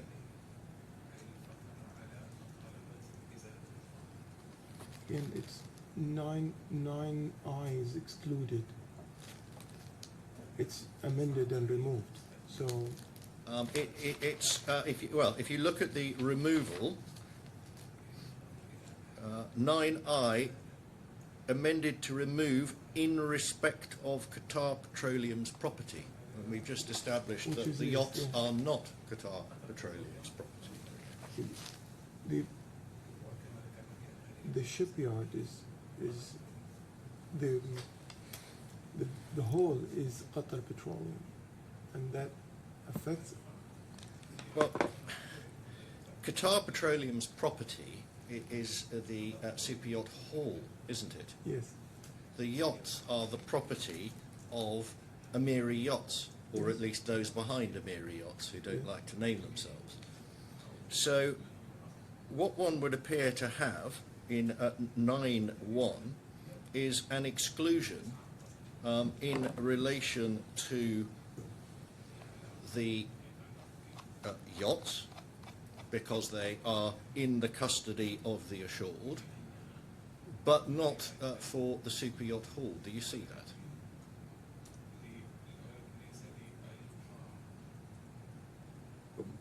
I lost you there. So the wreck removal claim, at least 6.5, is primarily or prima facie, as far as we can see, something that is caught by this exclusion, isn't it, under this section of the policy? I don't think I see it necessarily this way, because the wreck will be in the hall itself and within the properties of Qatar Petroleum. So you say that the my apologies, and the liability in here was based on a negligence issue. So eventually, the whole itself and whatever within is eventually impacting Qatar Petroleum. So.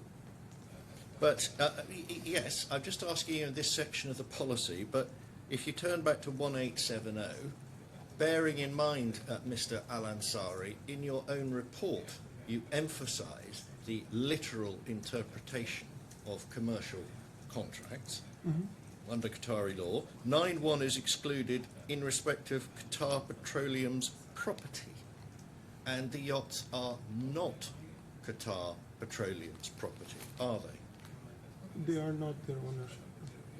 So, as a matter of Qatari law, at least under this section of the policy, prima facie, the wreck removal claim is not covered, is it? On the basis that it's not owned by Qatar Petroleum. This is what you're saying. Well, you've got the clause there. It's pretty clear, isn't it? 1870. We've looked at it. I'm just trying to understand Of your course. question. 9.1 is amended to remove the exclusion for Qatar Petroleum's property. The yachts are not. Yes, they are not Qatar Petroleum property. I agree with that. So, prima facie, they are excluded as a matter of Qatari law, aren't they?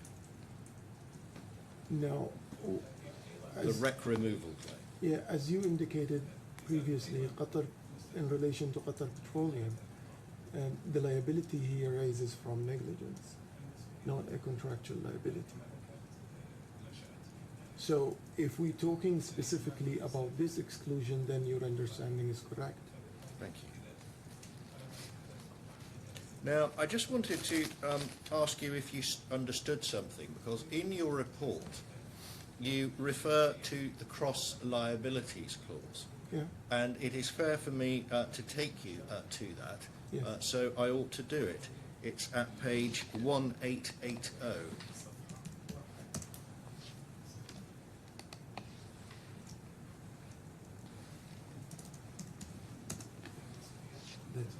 That's not my report. This is something you refer to. Do you see that? Do you want to read it? I would like to see where did I indicate it in my report. In Paragraph what context? 9. I'm sorry. In one, Paragraph 9.50 of your report. I can get you one.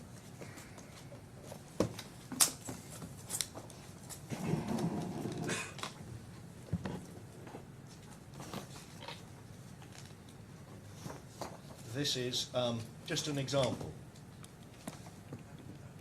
which paragraph? Sorry. 9.50, page 933.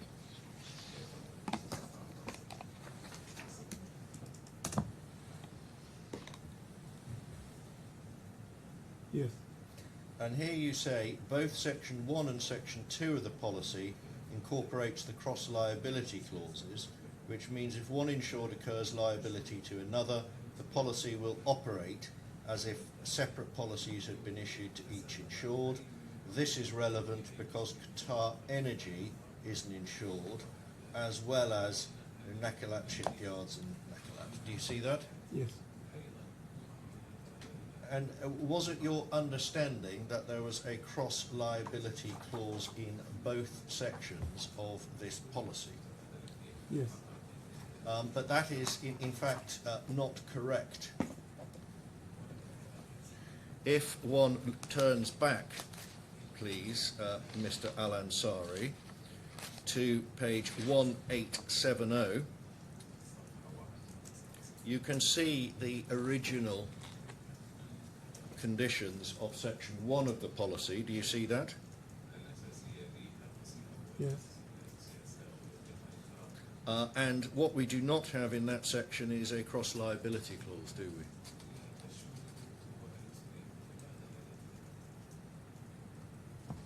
No.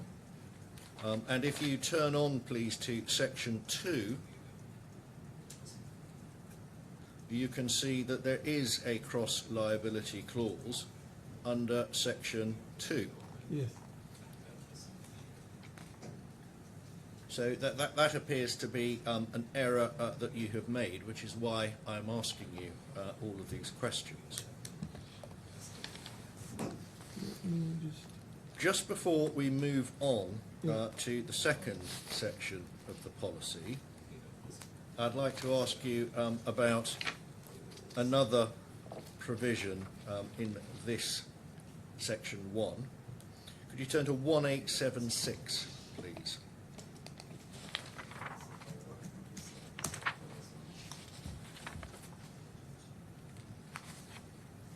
And you will see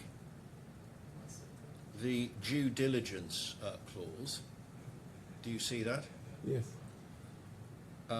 And bearing in mind that there is no cross-liability clause in this section of the policy, can you just explain how this due diligence provision operates as a matter of Qatari law?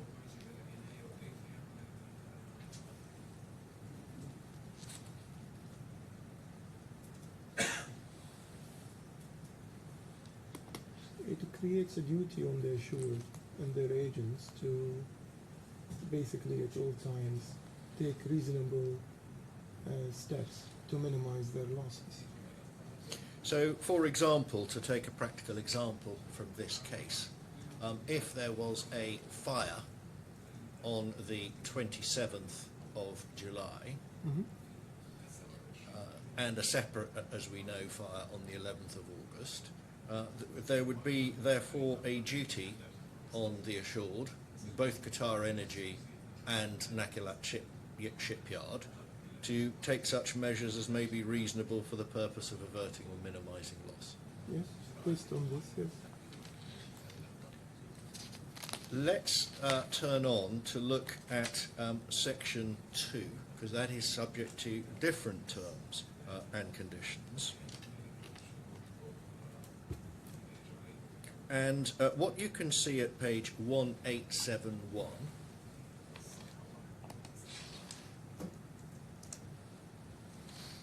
it is a statement that this insurance shall cover third-party legal and contractual liability of the insured to pay damage as a result of loss to property,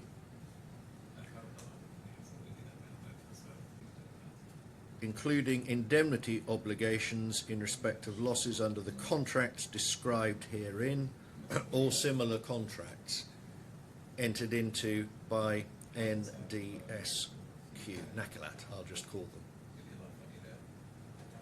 Now, you will see the second to last bullet point is including liability for loss of and or damage to the property of Qatar Petroleum under the access and indemnification agreement, including property in the care, custody and control of the assured. Do you see that? Yes. Now, you've discussed the indemnification agreement in your reports, haven't you? That's correct, isn't it? Yes. But the question I wanted to ask you is whether you are or are not, from your review of all of the documents, aware of any similar contracts entered by NACALAT.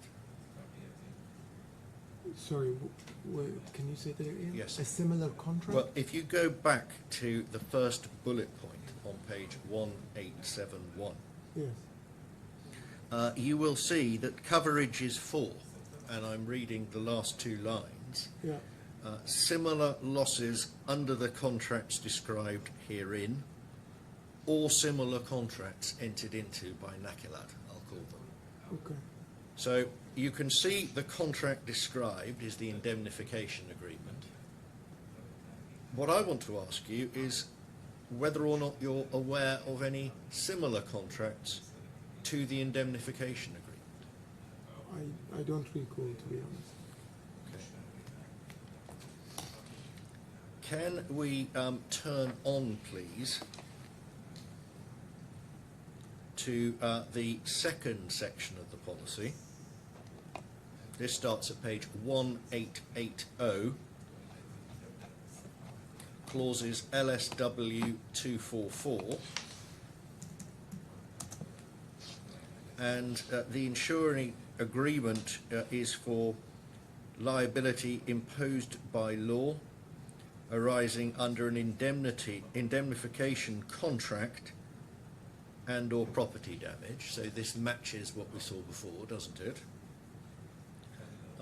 What are covered are, as you can see under paragraph A, claims made during the policy period in 2019, or B, where there has been a written notification, which notification is received by underwriters within 90 days of the accident. And then the clause I just want to refer you to on the following page, 1881,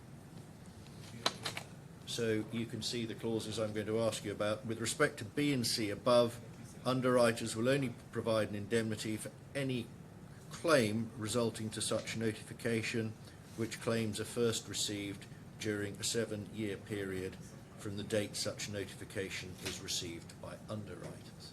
Do you see that? Yes. So this is a claims-made policy, isn't it, as it's generally known? This is a claims-made policy, as you can see. This is what the clause, this is, when it says it's a claims-made policy on page 1880. Okay. This is an excess liability claims-made policy. Do you see that? Mr. Blackwood, I'm so sorry, what does that mean? The claims made means principally that the claim, in order for liability to attach, the claim is made within the policy period. So this is a reference to coverage clause 1A. This is what a claims made policy is.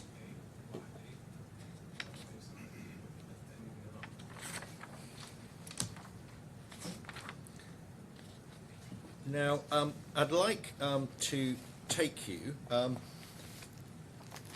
to briefly refer to the Amiri Yachts Settlement Agreement, which you comment on.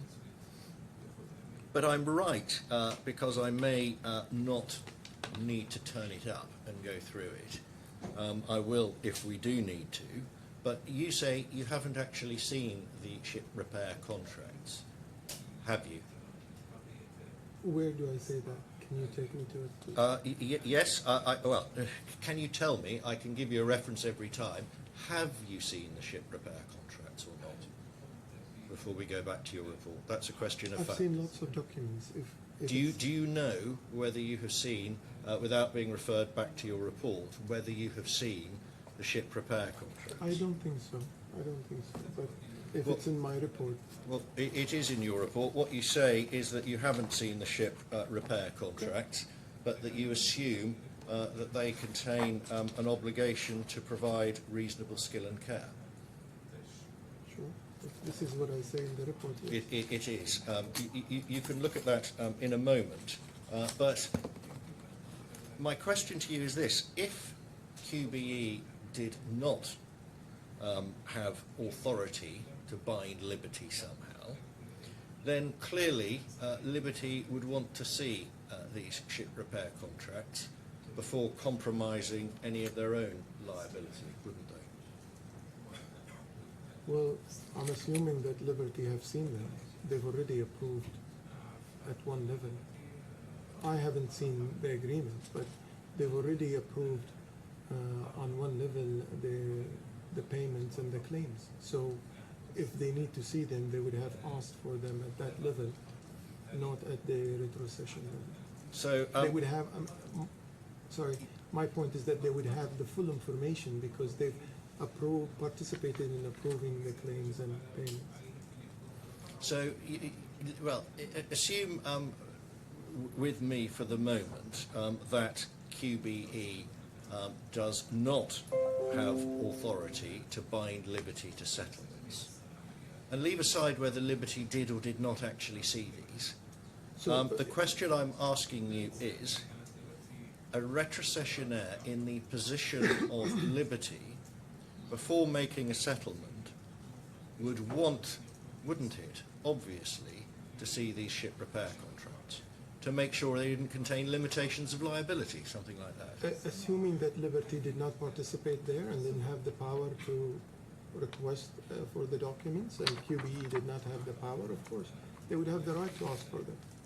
Of course, and they would want to, wouldn't they? They would want to understand the settlement figure of 30 million, how the yachts were valued, and what basis Hull and Machinery liability insurers' contribution of 25.8 million was calculated, wouldn't they? Subject to the assumptions, yes.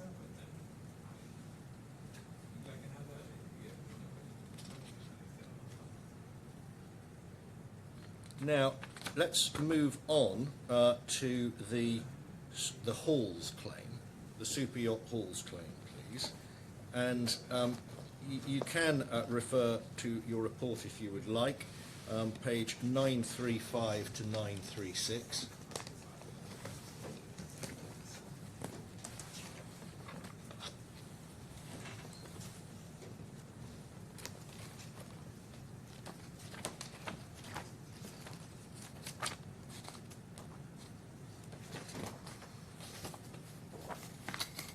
This is the big claim for 80.5 million. Do you see that? Yes.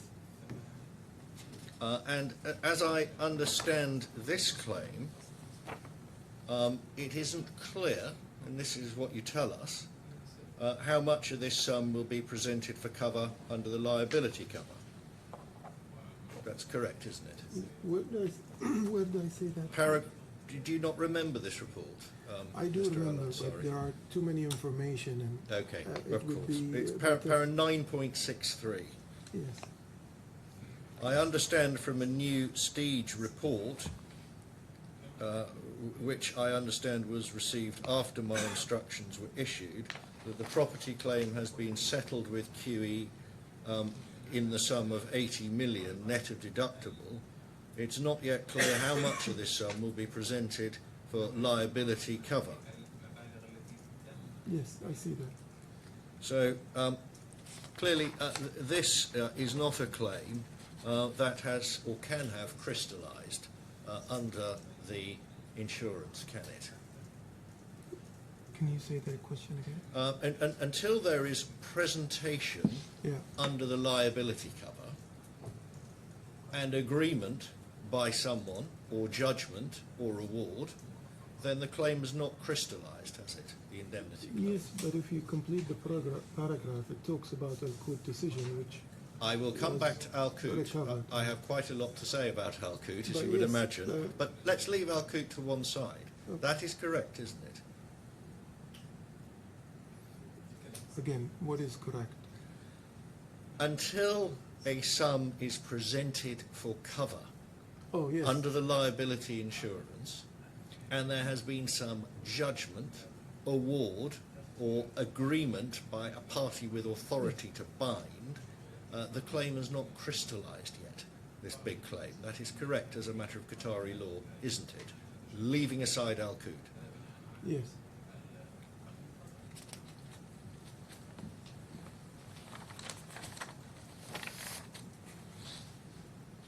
And I will ask you about the Al Qut judgment, because that's something that I find quite strange in the chronology of this claims settlement, but perhaps you can enlighten me. So, can we, I want to ask you about a document. You may not have seen it, and I want to be fair to you, but could we turn up a draft settlement agreement? It is at page 3707. Because I want to understand if you know or can help me about where this fits in.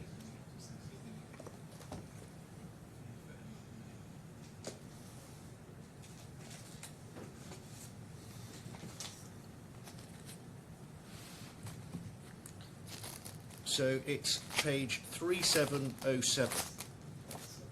And I just want to ask you a couple of questions about this.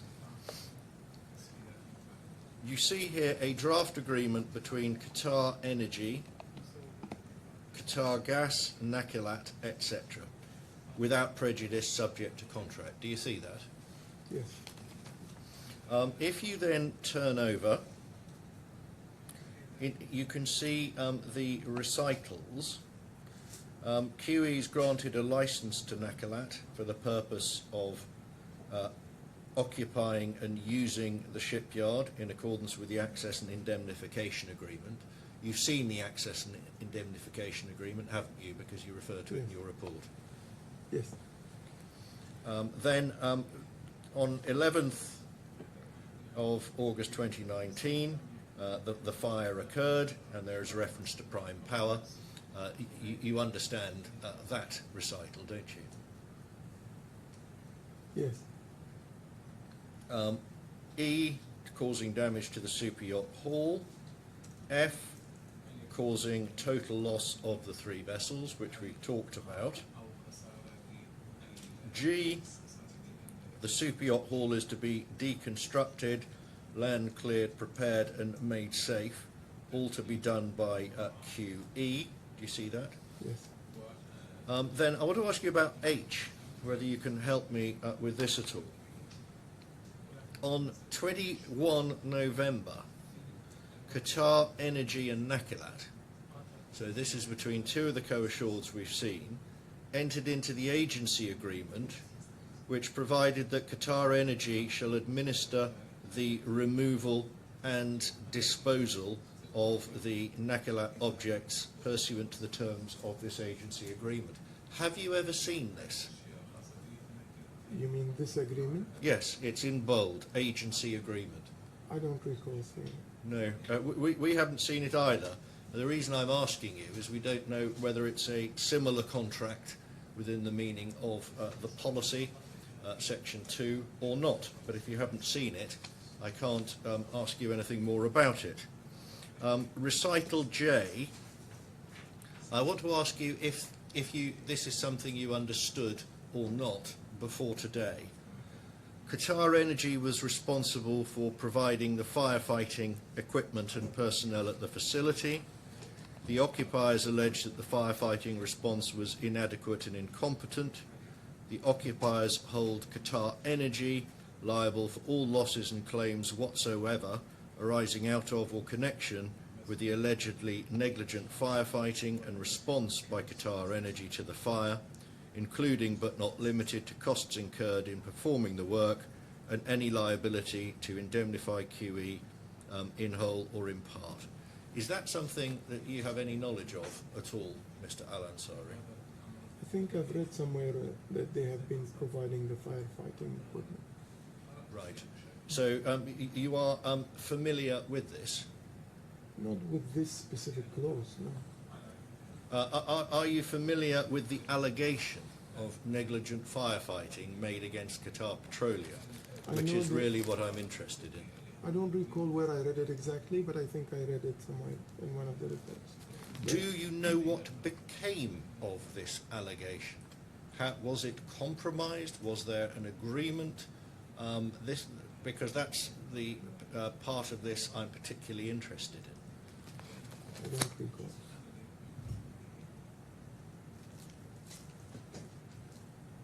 Do you know what became of that allegation of negligent firefighting as between Qatar Energy and Nakilat, or do you not know I'm anything assuming about that that? they've settled it in the settlement agreement, but I don't recall the details. Yet. That's an assumption, is it? of Yeah, I yours? just don't recall where of. Okay.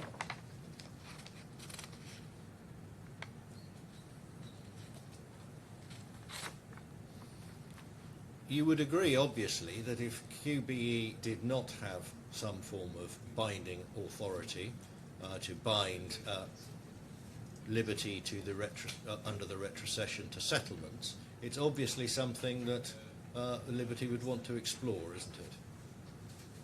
Yes, based on the assumptions, yes.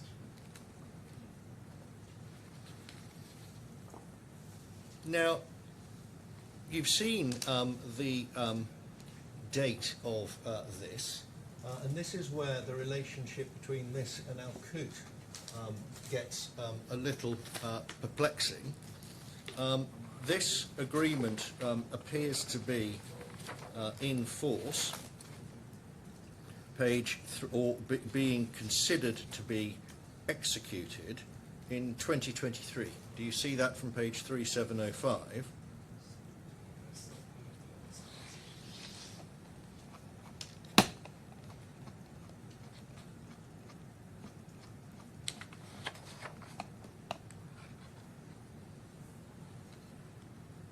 Where does it say? Well, it's sent through from DIG, page 3705. It's a draft agreement, so there's no date on the agreement. Okay. But if you look at the covering email, page 3705, it's dated 20th August 2023. Yes, Do you see that? I see the date, yes. Now, this is another thing which we have some trouble understanding, and this is perhaps where I will take you to the Al-Qut judgment. It's at page 3641.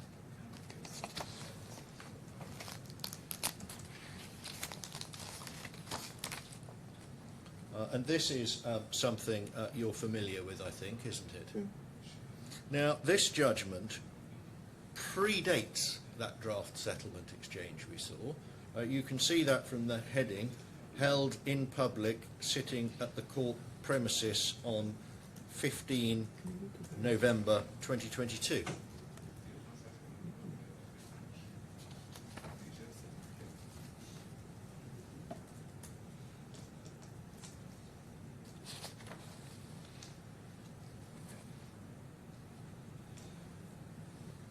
Yes.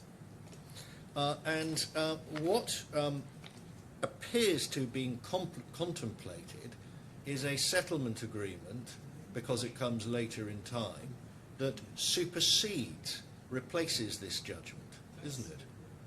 Well, it wouldn't work that way.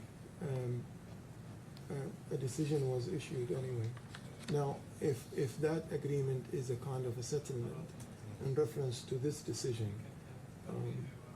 yes, it could be. But the Well, decision is final anyway. Yes, if you get a judgment, you Yeah. can enforce it, or you can not enforce it, can't you? You Yeah. can come to a settlement thereafter.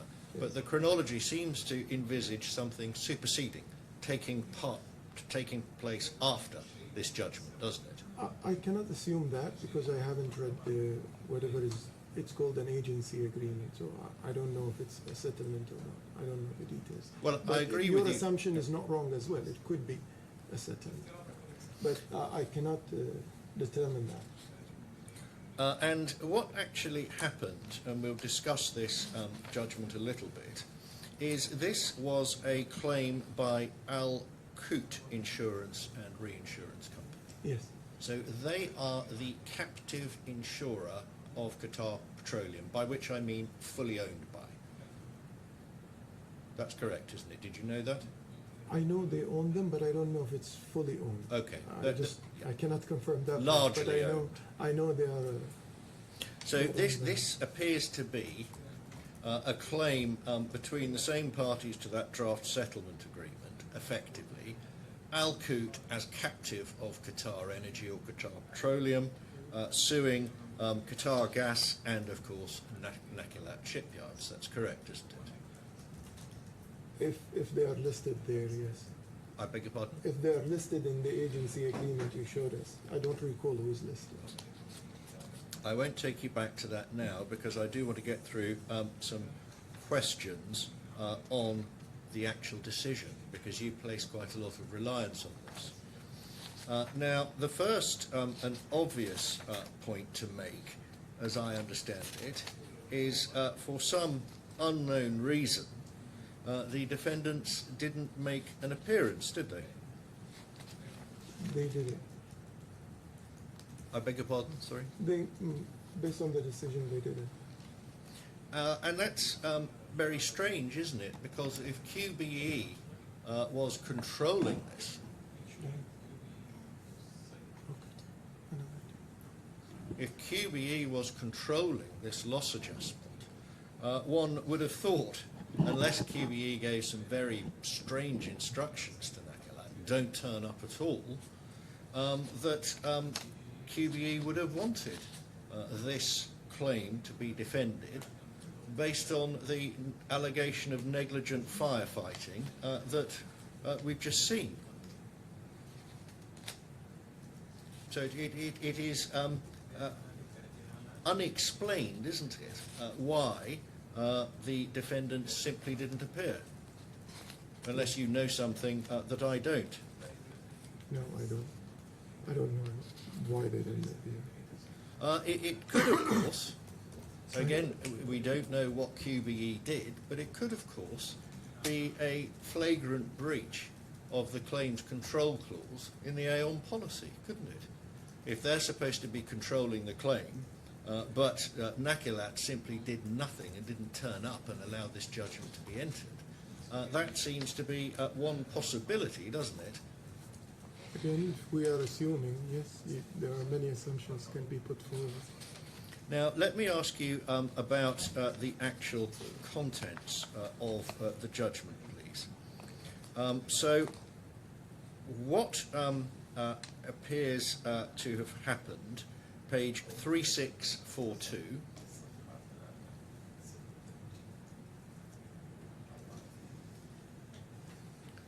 is that Qatar Energy conducted an investigation into the cause of the fire and concluded that the fire most likely originated in an air conditioning unit.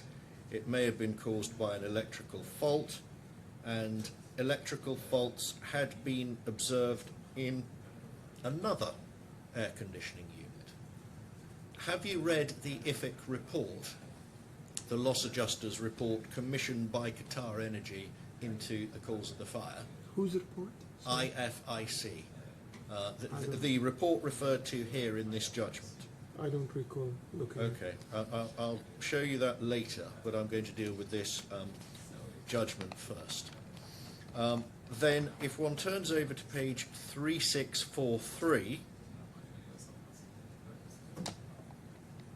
you can see that this is a claim for damage to the structures and infrastructure of the super yacht hall.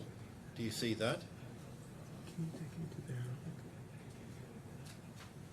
the Arabic? Can I look at the Arabic? Of course, but I'm going to refer to these pages because your it's English fine. is better than my Arabic. You can take that as read.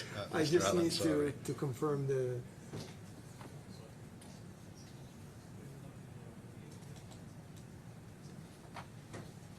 I mean, do you want to read through the judgment in Arabic first? Just take a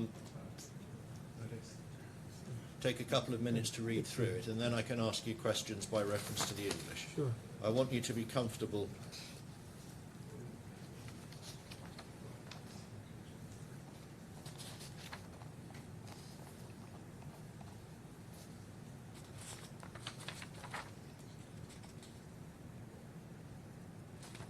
Okay. Okay, what happens is, as I understand it, is that there is a payment by Qatar Energy's property insurer Al Qut of 30 million Qatari riyals,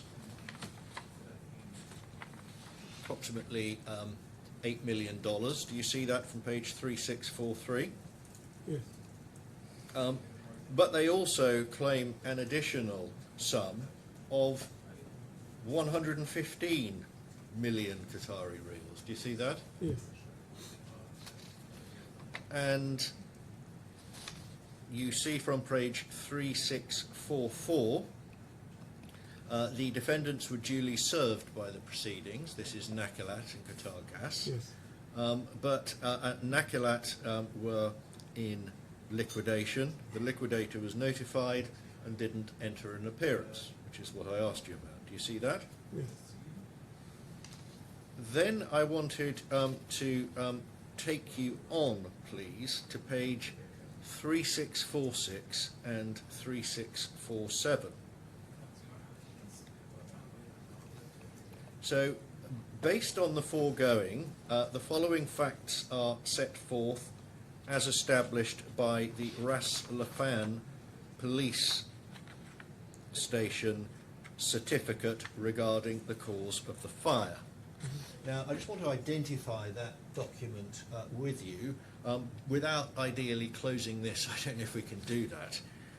But it's at page 3245.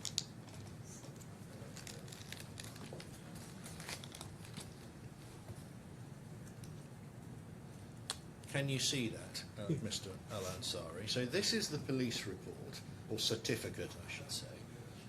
And what it says, and this is what the courts were considering, and you can see that what the report says is that the cause of the fire is a result of suitable hot heat source to burn enough of the contents of the area and the ignition start of the fire, flammable materials, such as molten plastic falling from one of the spotlights fixed above the area of fire ignition.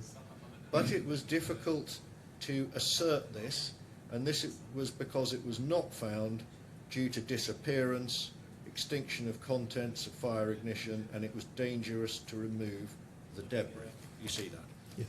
So I am right that this is the certificate referred to in the Al Qut judgment that we are going to return to. Is that correct? Yes. And you can see the court at page 3647. The court then sets out the terms of the report. Do you see that at the top? Yes. Refers to Article 212 dangerous items, which you've referred to in your report as well, and then contains this passage. Although the police report determined the cause of the fire as being caused by a heat source sufficient to ignite the contents of the area, the report included within it the phrase, however, it is difficult to confirm this because it was not found. However, this does not affect the establishment of fault on the part of the two defendants. The reason is that their liability is based on presumed fault, as stated by the Court of Cassation in its judgment referred to. This liability is not lifted from them unless it's proven that the damage occurred due to a foreign extraneous cause in which they played no part. This is done by proving that the damage occurred due to force majeure, or by an act of the injured party or a third party, indicating that the custodian's liability is not negated, even if the cause of the accident is unknown, except by proving the foreign cause as referred to. So it is correct, isn't it, that the Court of First Instance in Qatar did not regard itself as being bound by the findings in the police report. Clearly they didn't. What they were saying is because of the uncertainty, it didn't really matter because the defendants didn't appear and the burden was on them to prove a force majeure. That's correct, isn't it? I would disagree with that. The operation of 212, Article 212, it presumes your liability because you are the custodian. And this is why the judge said it's presumed. And based on that, he issued the decision based on that statement. Now, unless the other party provides proofs that would negate that presumption, then he's convinced. That's why he issued the decision. If you look at this, I suggest that's wrong, Mr. Al-Ansari, because if you look at this passage of the judgment, what is being said by the court is it's difficult to confirm this because it was not found. That is a quote from the police report. Correct. And the court is saying this does not affect the establishment of fault on the part of the two defendants. So the judge is considering the position on the basis that the police report did not conclusively decide what was the cause of the fire. That's correct, isn't it? Sorry, I didn't understand your question. I mean, the judge in here, when you look at a decision, these are explanations and reasoning of his decision. Yes. The award itself depends on the police report itself. Eventually. Well, in no part of this judgment, Mr. Al-Ansari, can I see the court saying it regards itself as being bound by the police report. I'm not saying they're bound. In fact, to the contrary, sorry, carry on. I I'm cut just through you and I saying shouldn't. the judge has the sole discretion. If the judge is not convinced, then he can ask for more proof. However, in most of the cases, I'm not aware of any precedent in which, whether criminal courts or civil courts, that police reports have not been taken into consideration and accepted by the court itself. But again, the judge, any judge has discretion as per Qatar law into what they think and what they decide upon. I'm going to ask you a few more questions about this, but I wondered, Your Honour, if this was an appropriate moment. I probably have. Mr. Al-Ansari has been very helpful and straightforward, so I would think an hour to an hour and 15 minutes, hopefully slightly less.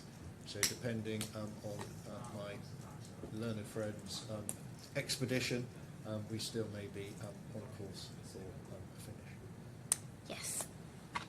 Do you know roughly how long you may be with the defendant's expert? With a witness whose English was as good as Mr. Al-Ansari's, I would be an hour. Right, well, we'll see how we get on. Let's rise and come back at 2 o'clock. All rise.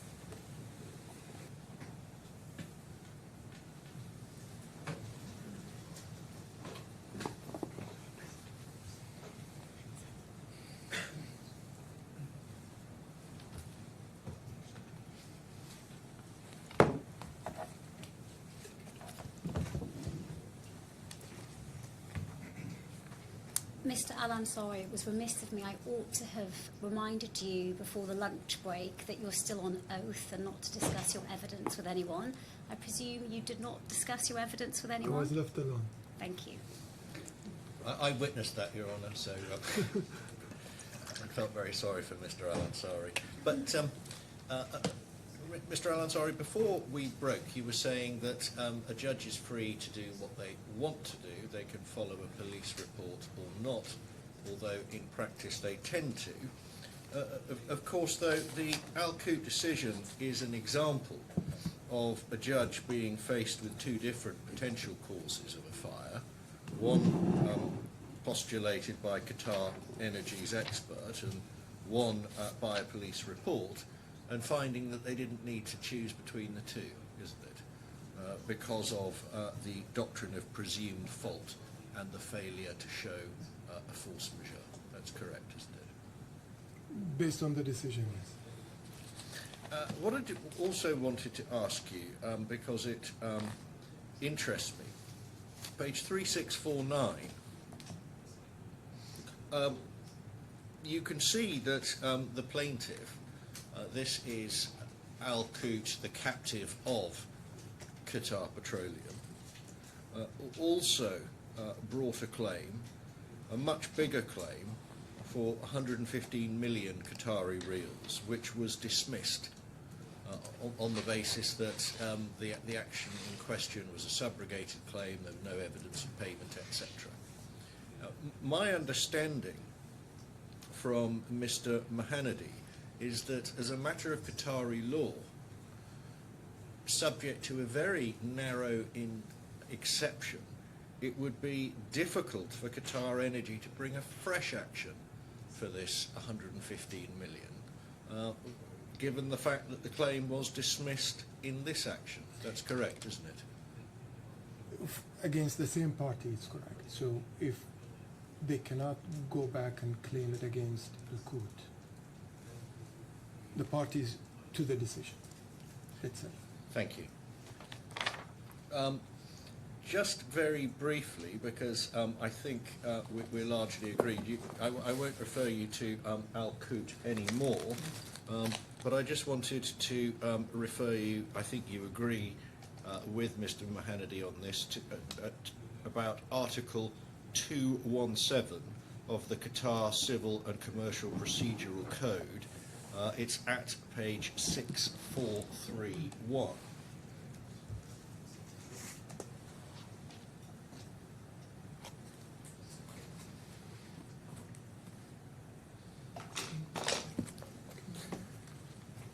Do you see that? Article Yeah. 217. And as I understand it, official documents are evidence under Qatari law for the matters recorded within them, provided that they're performed by the author within the limits of their duty or by the concerned parties in their presence. Yes. So you need to look at the duty of the particular official concerned. That's correct, isn't it? I don't think I need to refer to any more about that or the authorities on it. Very briefly, other heads of claim that you mention in your report, and I can refer you to your report here, pages 932, 933, 934 and 935.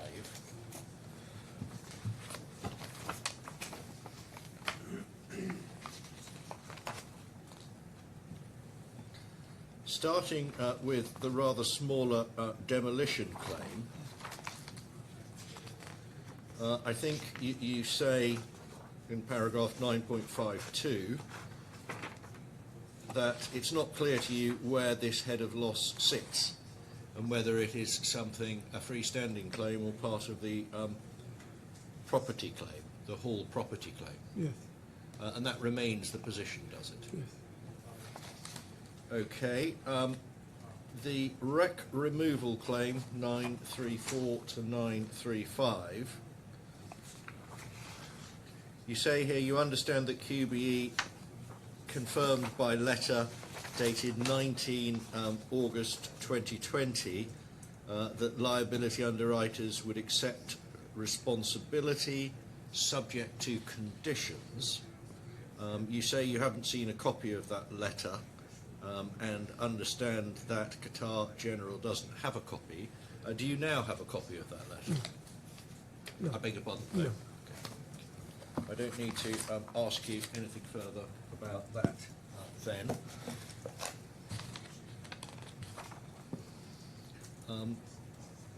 Article 790, and it's at page 6483, but I think you probably know it quite well, so I don't know whether you want to turn it up.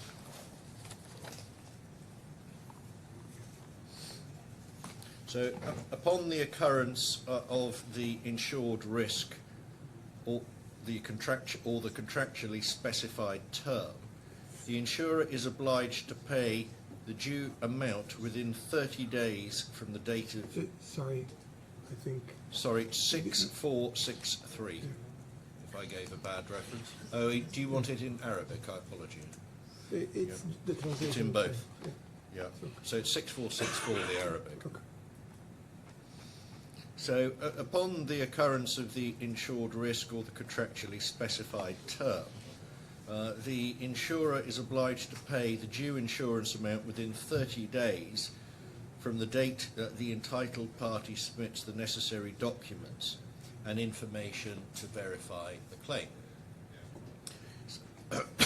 Excuse me. So, a couple of questions about this, please. I understand this provision comes from the Kuwaiti code, is that correct? I have no idea. Could be from Egypt, I have no idea. You've not looked into the origin. I didn't look into it. Well, Mr. Mahanadi deals with that. Excuse me. But it's right, isn't it, that if the assured does not provide the relevant documents to verify their claim, it doesn't lose the claim. It's not a case of forfeiture. It just, the claim is suspended until it does provide the relevant documents. That's my understanding. True. To be paid within 30 days, you have to provide documents verifying your right. And until you do that, your right is suspended effectively. Until you provide documents. Thank you. Now, I'd just like to look at your report, please, at pages 939 to 941.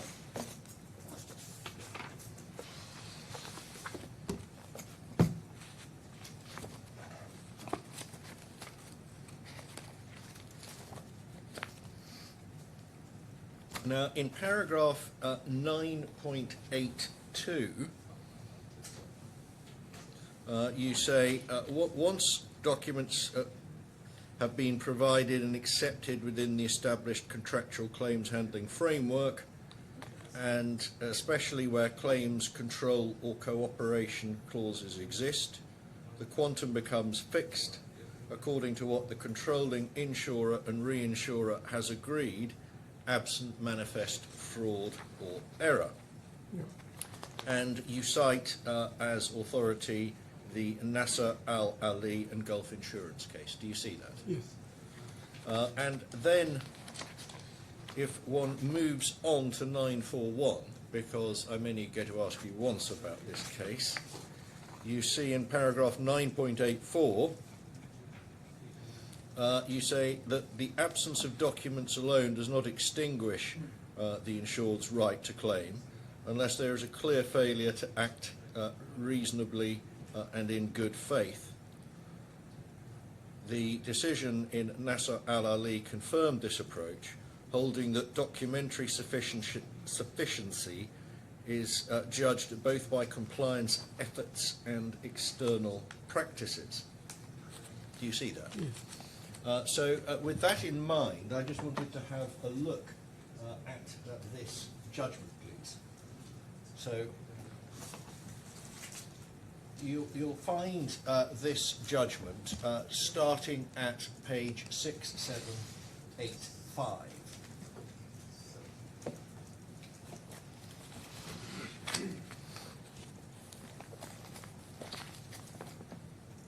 Do you see this judgment? Yes.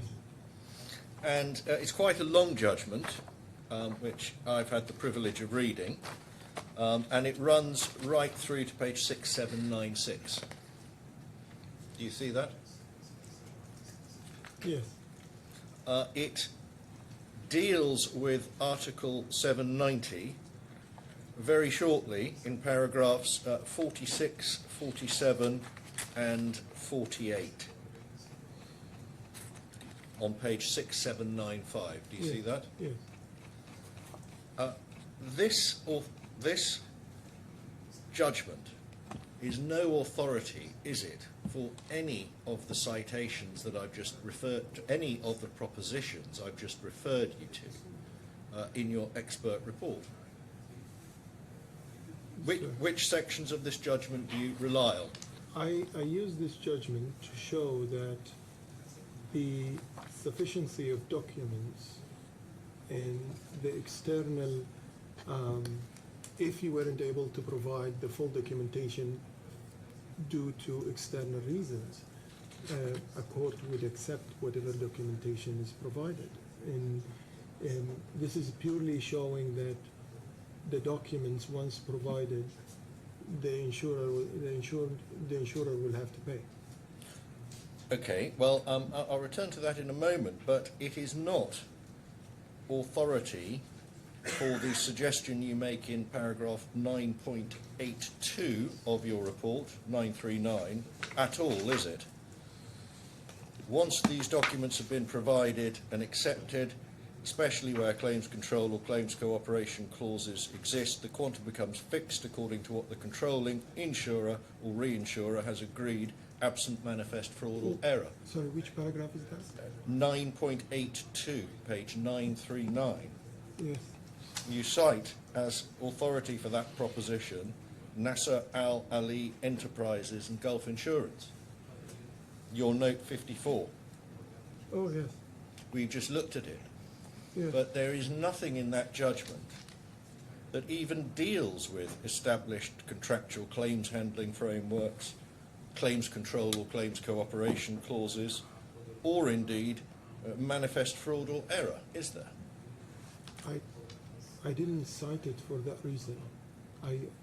It basically shows how 790 and 791 operates within an insurance claim, specifically in relation to the documentation required to be provided. So you have actually, as I understand it, therefore cited no authority or relevant Qatari law for that proposition at all, have you? Again, which proposition? 9.82, the second sentence, however, once these documents have been provided and accepted, down to the words fraud or error.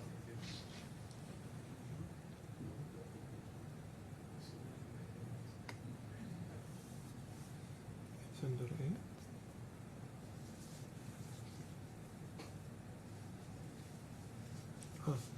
Yes, I see it now. Yeah, but this is This is the normal understanding of the law. Once they are provided and accepted, there is documents provided, and then the other party accepting it. You don't need anything else. You don't need authority for that. The articles say that you have 30 days. If they are submitted, you will have to pay them. If you have an objection, you will object to them. If you accept them, you accept them. Is all you are saying here that if there is a binding claims control clause, you are normally bound to follow your leader, absent fraud or manifest error? Is that all you're saying?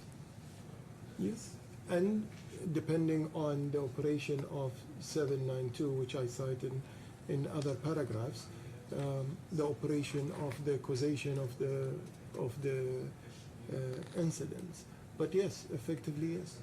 I see. So why did you cite NASA and Gulf in this paragraph of your report? I've just indicated the reasons. It shows that once the documents are submitted, the insurer does not have the right to refuse them without good basis. Well, you make another reference in page 941 to this decision, which says that all the insured must show, this is 9.83, is reasonable diligence in seeking documents and providing notice. The absence of documents alone doesn't extinguish the insured's right unless there is a clear failure to act reasonably and in good faith. The decision in Nassar Enterprises and Gulf Insurance confirmed this approach, holding that documentary sufficiency is judged both by compliance efforts and external practices. Yes. So let's go back to, I want to know which parts of this judgment you are relying on. At 6785, it runs through to 6797 in support of this proposition. It's in the very end. You can go to the page.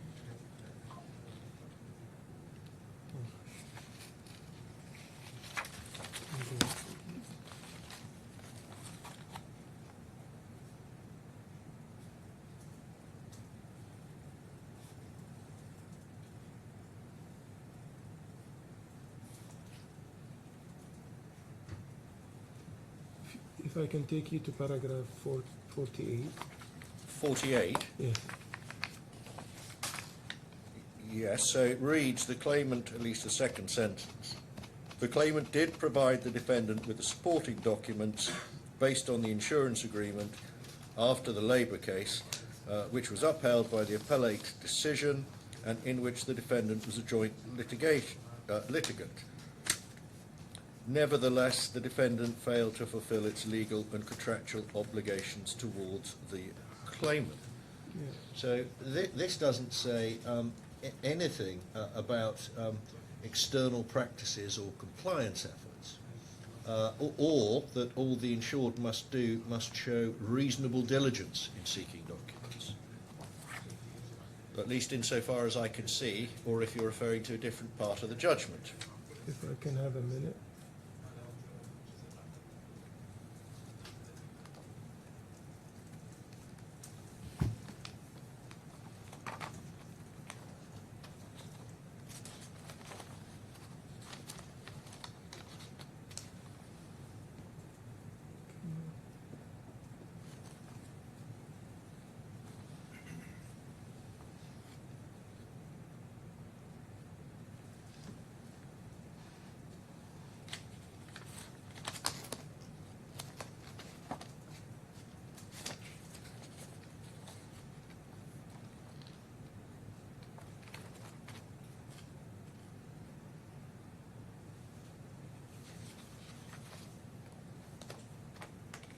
So in 46, it says the defendant is not discharged from its obligation under the insurance agreement towards the claimant unless it fulfills its obligation towards the claimant when it was asked to do so. And this is the heart of the insurance agreement. Such obligation finds its ground in 790 and 91.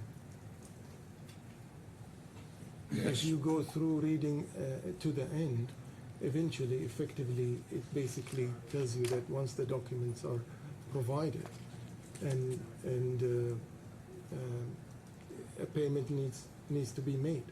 But that's all it tells you. Sorry. I didn't mean to cut you. And if the documents are not provided for reasons beyond your control, it deals with that as well.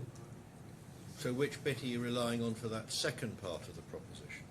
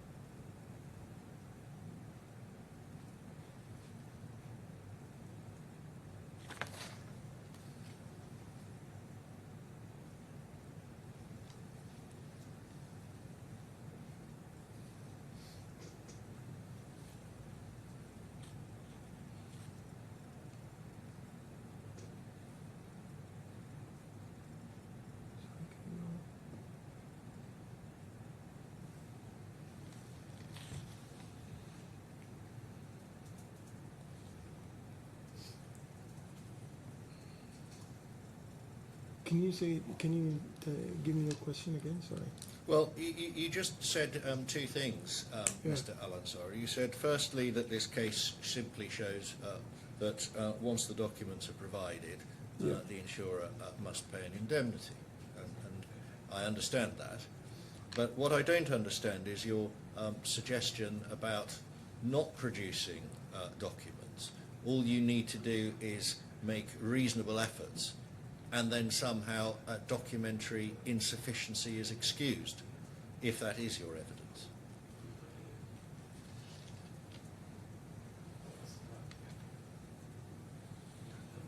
Yes, this is what I say in my report. I know, but it's not based on anything in this judgment in the way that you say it is it? But if you're looking for a specific paragraph or wording, you might not find it. But in the decision, the judge discusses the lack of providing the documentation in one of the paragraphs. And Which paragraph are you talking about, please? I think it's down here.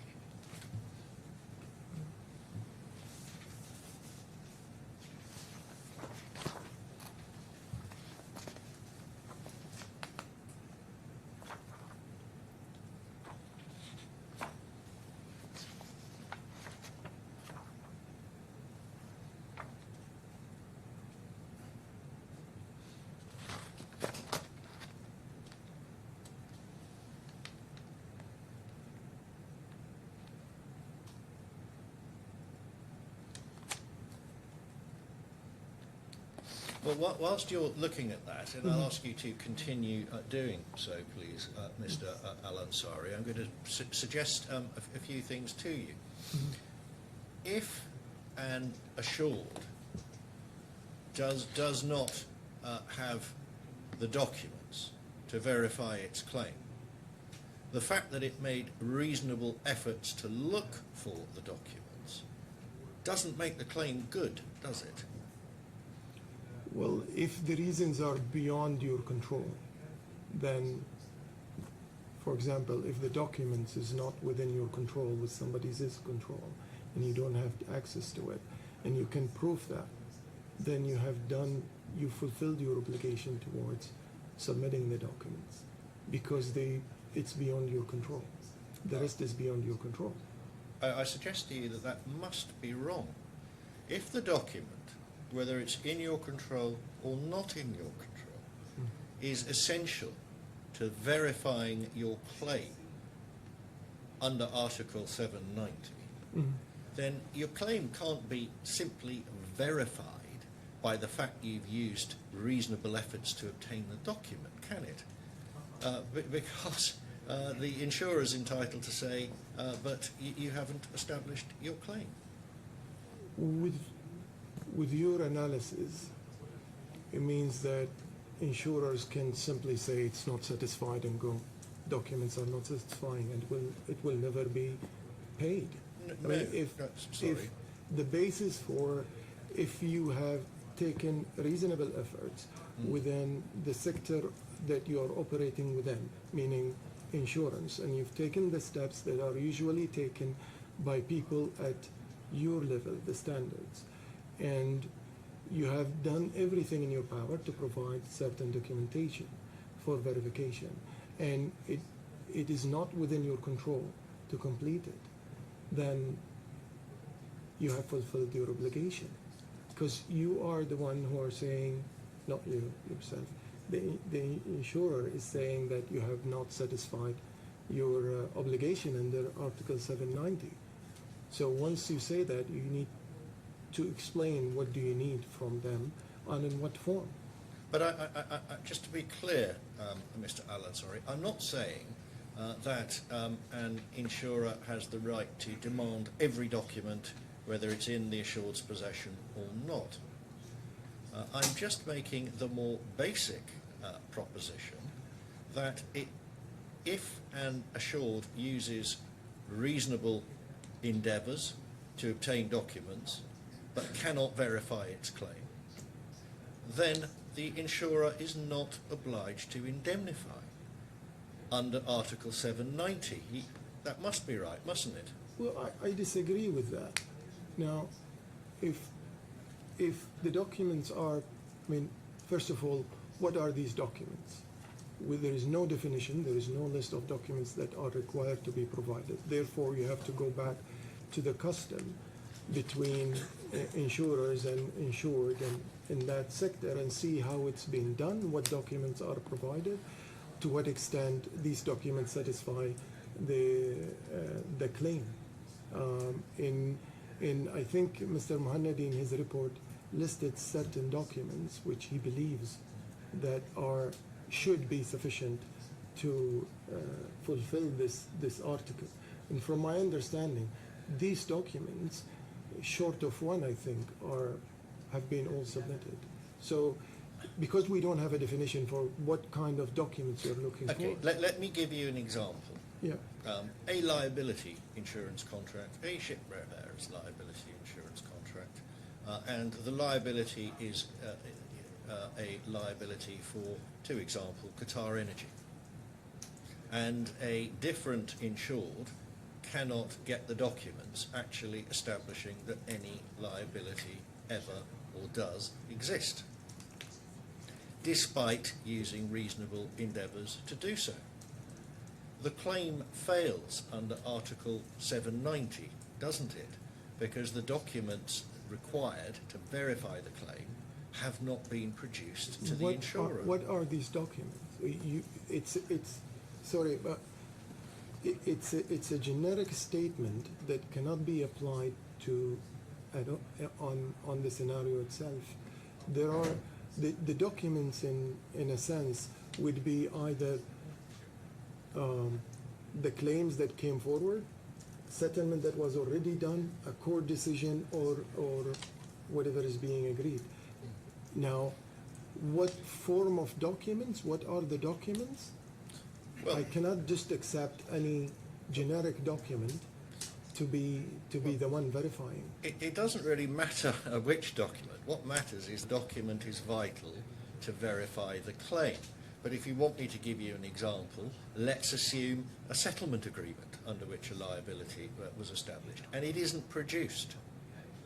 So the fact that an assured used reasonable efforts to get it but can't establish that a liability was ever incurred must mean that the claim fails, or at least is suspended until he does get the document. Well, Under Article 790, mustn't it? yeah, but once you sign an agreement, the liability is already established. The settlement through the settlement agreement. If you are a party to a settlement agreement, for sure you will have a copy of it. But So, we're am I- presuming a situation where perhaps there are multiple insureds, as here, co-assureds, where the insured cannot, despite using reasonable efforts, get hold of a document necessary to verify his claim. The consequence is, and this must be correct, I suggest, Mr. Al-Ansari, the claim is suspended until he does. And the fact that he might have already used reasonable efforts to get it is irrelevant. This could be one of the possibilities, that you come back and say, I need you to verify it through 1, 2, and 3. However, the statement regarding documentation cannot be open to interpretation. It needs to go back to the customs within the industry. What documents are usually required in such circumstances that would allow the insurer to basically fulfill its obligation, or feels that he's satisfied with the documentation? Right, well, you were going to show me the passage in this judgment that you wanted to rely on in connection with your reasonable diligence point and compliance efforts and external practices. So we've looked at paragraph 46, 47 and 48. I want to understand where this comes from.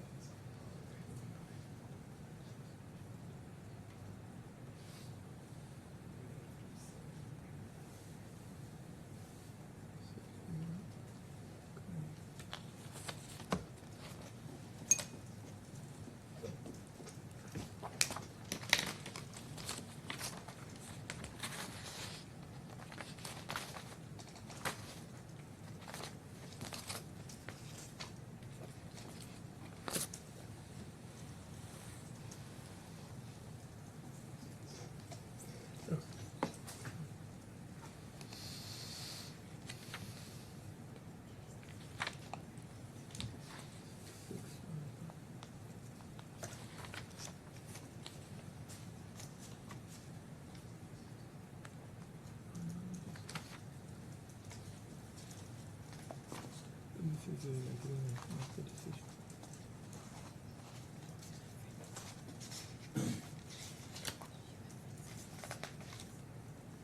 Oh, it's 27. Okay.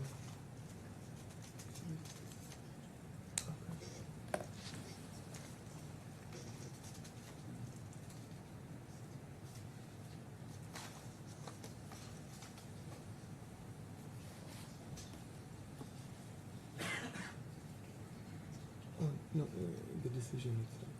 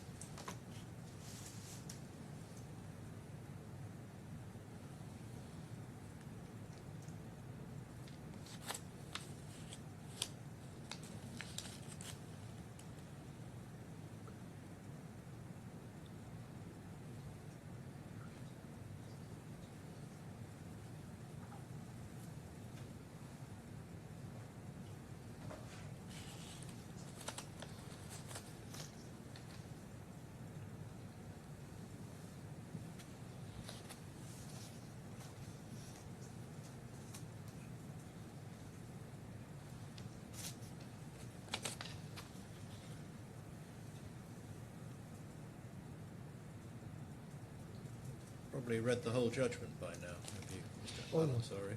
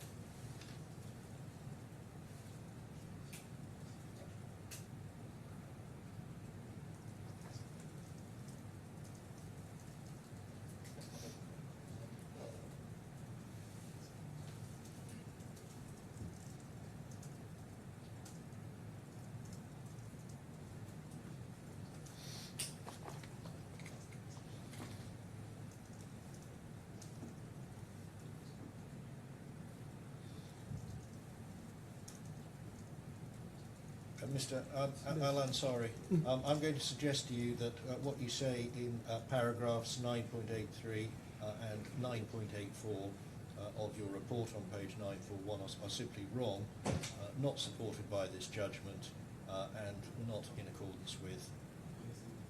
If you read in 48, the claimant did provide the defendant with supporting documentation to compensate it based on the insurance agreement after the labor case. In this paragraph, it discusses the supporting documentation that are basically provided for the compensation. It doesn't talk about compliance efforts, external practices, reasonable diligence being sufficient, or any of the matters you address in paragraphs 9.83 and 9.84, does it? But in 9.48, it discusses Article 776. Of course. Right? Where non-performance is based on an external cause outside of the insured control. So this part is basically covered under the civil law itself. Absolutely, and Yeah. I don't dispute And that. I told you that my citation of this decision was purely related to the documentation issue. Right, but Article 776, I thought we'd agree, has nothing to do with this, because when I first took you to Article 790, we agreed we're not dealing with forfeiture, we're dealing with suspension of rights. Well, That's why I sorry. took you to it. So Article 776 is irrelevant, isn't it? No, sorry, it's not. 776 discusses the non-performance. So if you go to it, it will discuss the non-performance for extent. It will discuss that specific case of the non-performance for external reasons. 790 is basically a principle that is laid out to organize the relationship between the insurer and the insured when it comes to claims. But if there are insufficient claims, insufficient documents to verify a claim, due diligence is irrelevant. That must be correct, mustn't it? Now, it's not listed in any decision or in any provision of the law. So again, I would take you back to the custom within the industry itself, what is required and what is actually applied. This is what a judge would look at. Okay, so you go back to the custom, and we've discussed how you prove that in a Qatari court, Yeah. right at the beginning of your evidence. I'm not going But to ask you. just, sorry, in that point, your question about a judge, how they would call in an expert, but parties will be able to provide what actually proves that this is the custom in the industry, probably discussing it with the expert himself. Okay. I'm going to move on from this topic, Mr. Al-Ansari, and discuss, perhaps one final point. Of course, Qatar Energy was one of the co-assures, wasn't it? So Qatar Energy was itself obliged to provide documents to Doha. Qatar Petroleum. They were one of the insured, originally insured, yes. Article 782 I want to ask you a couple of questions about, please. In particular, in relation to your statement at page 946.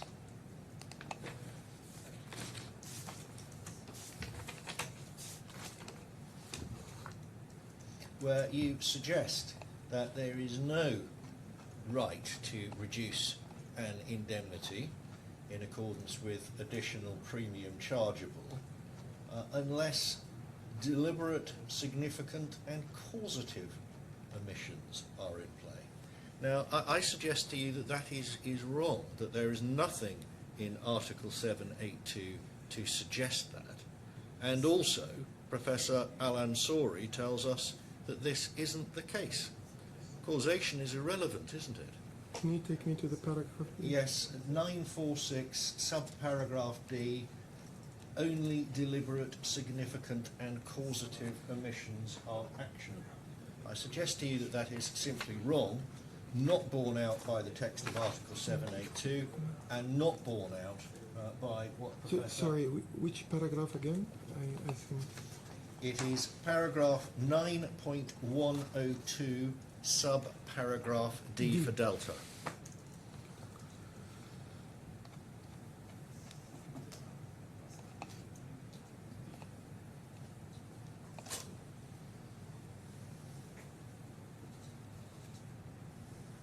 So your question is that the last statement is wrong. Yes, I suggest to you... Can you explain to me why? Well, there is Sorry. nothing in Article 782 to suggest that a non-disclosure needs to be deliberate concealment, significant or causative, is there? We can see Article 782 at page 6461. If you read 782(1) in isolation from the civil law as a whole, then you can put that statement forward. However, the article itself in number 1, it basically qualifies the non-disclosure or the wrong disclosure as it impacts the decision at the time of the insurance by either reducing the magnitude of the issue or the possibility of its happening in the insurer views. So there is a standard to look at it, and that standard would always apply the civil law, which basically encapsulate all of these. If the event, in our case, if the event of the fire that happened, the conclusion of it was that it was minimal to the extent that none of the insurers brought it up and said we will need to revisit the premium because of this event, then it's trivial. It does not have an impact on the insurer opinion when they enter into the agreement, and this is what the article actually says.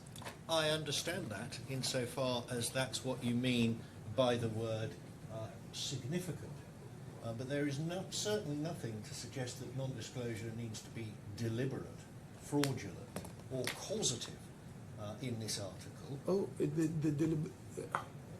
It can be innocent or it can be innocent and it can be non-causative. The question is the one you just set out, isn't it? Would it have had an impact on the insurer in fixing premium? So what is your question?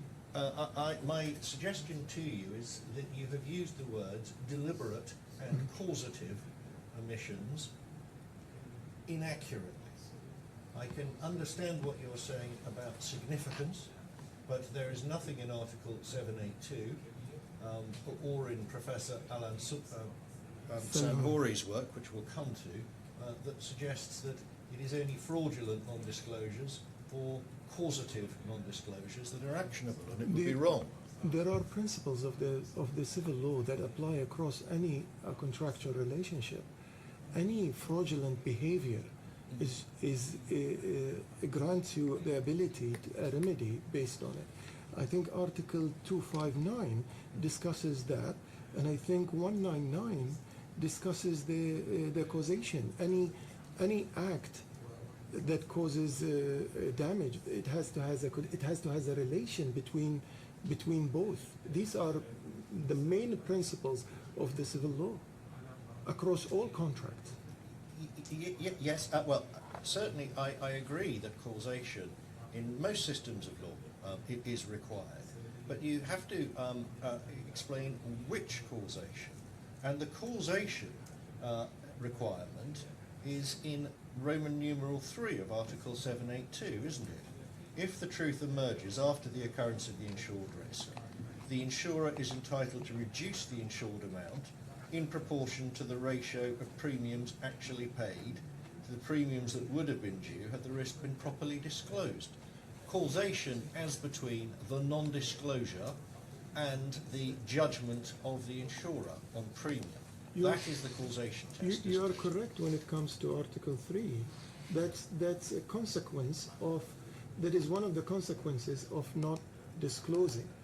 However, when it comes to causation under the law, if the fire itself, you need to look at the cause of the fire, and then you link it to the perpetrator or the person who was negligent and its impact on you. The causation eventually is not only limited to that specific issue. This is not a causation. This is a result of the non-disclosure. The causation is also set out in Article 1. This affects the nature of the risk or reduces its severity or likelihood in the eyes of the insurer. That's not a causation, that's the measure that you would use. So basically, when I say it would impact the risk or the possibility of it happening, then it links it to the insurer, which basically it's a, well, how would I put it? It's a measure based on which the decision will happen. The insurer would have to come and say this would impact my decision at the time, or it wouldn't impact it. And then for the insurer to decide whether it will have an impact or not, it would go back to the customs of the industry itself. I see. So that is the causation you're talking about, what you've just described to me. You know, The link between the non-disclosure and the impact on the underwriter. that's one of the causations, yes. Maybe after all of this we're not saying very much different. Save, of course, I don't accept, and it is not right, is it, that only fraudulent acts give rise to causes of action under Qatari law, is it? Only fraudulent, gross negligence as well. There are other types, yeah. Or It's not negligence, or breach of contract, or tort. Well, when you go to breach, no, Article 259 was clear, a deceitful act and a gross negligence that would actually allow you to challenge it, but not mere negligence. Well, I suggest to you that negligent or innocent non-disclosure under Article 782 gives rise to the possibility of an insurer reducing the payment of indemnity in proportion to the additional amount of premium he would have charged. Is that a question? Sorry. Yes, it is. Do you agree?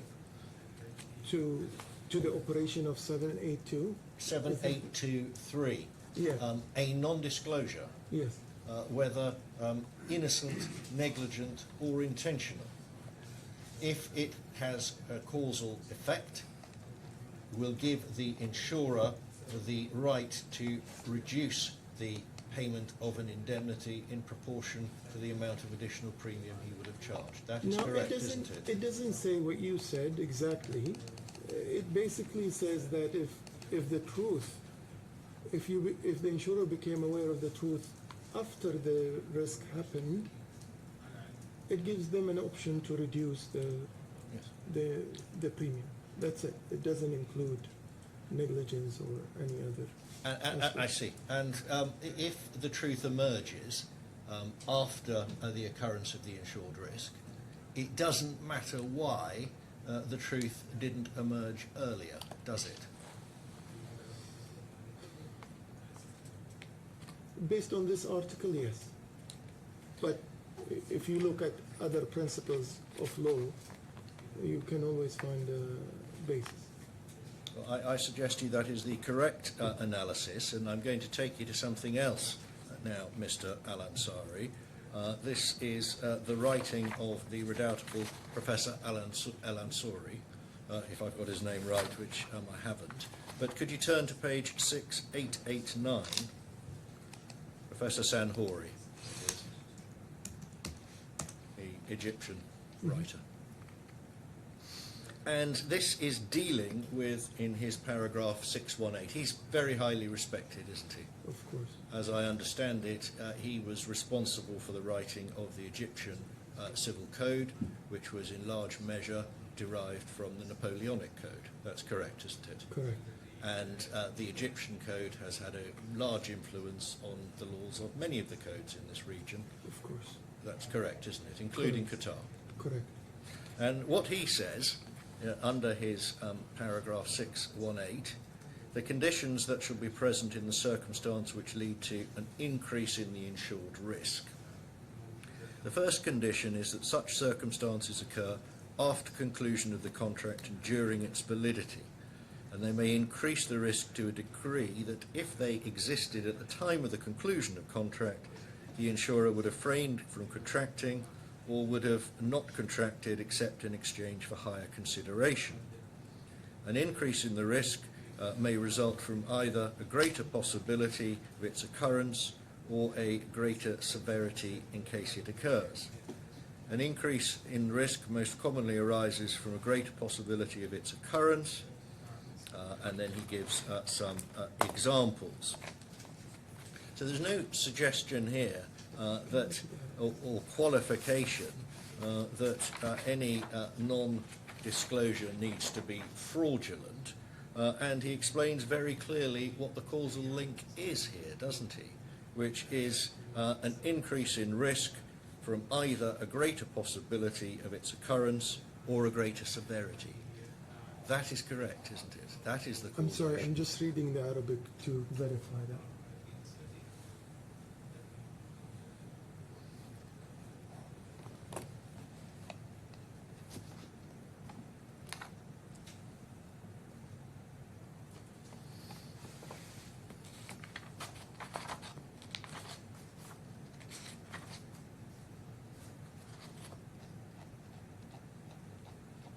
Okay, so what's the point there? Sorry.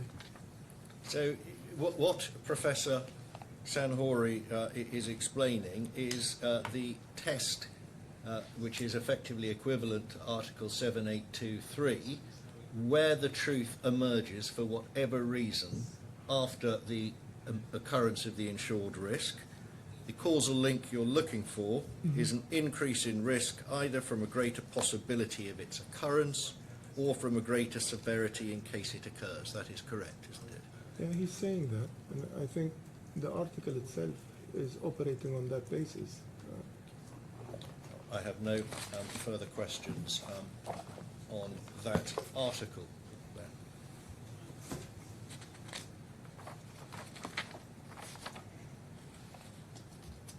Now, I think if we are to establish, and this is in your second report, but I don't need to turn it up, in particular, given the time, I'm going to try and speed up.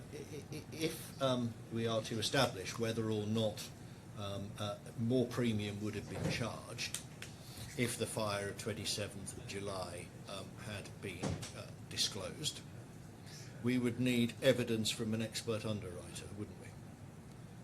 Objective test, and we need evidence from an expert underwriter. You would need what an insurer wants to ensure, to verify it eventually. I mean, the practice itself is is not in the law, but whatever is agreed upon in customs. Okay, and I don't think you have ever been an underwriter, have you? No.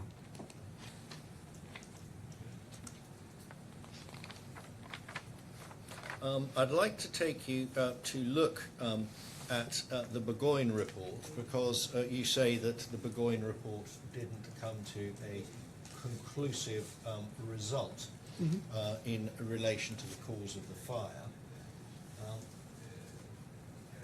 And it starts, the Burgoyne report, at page 4960.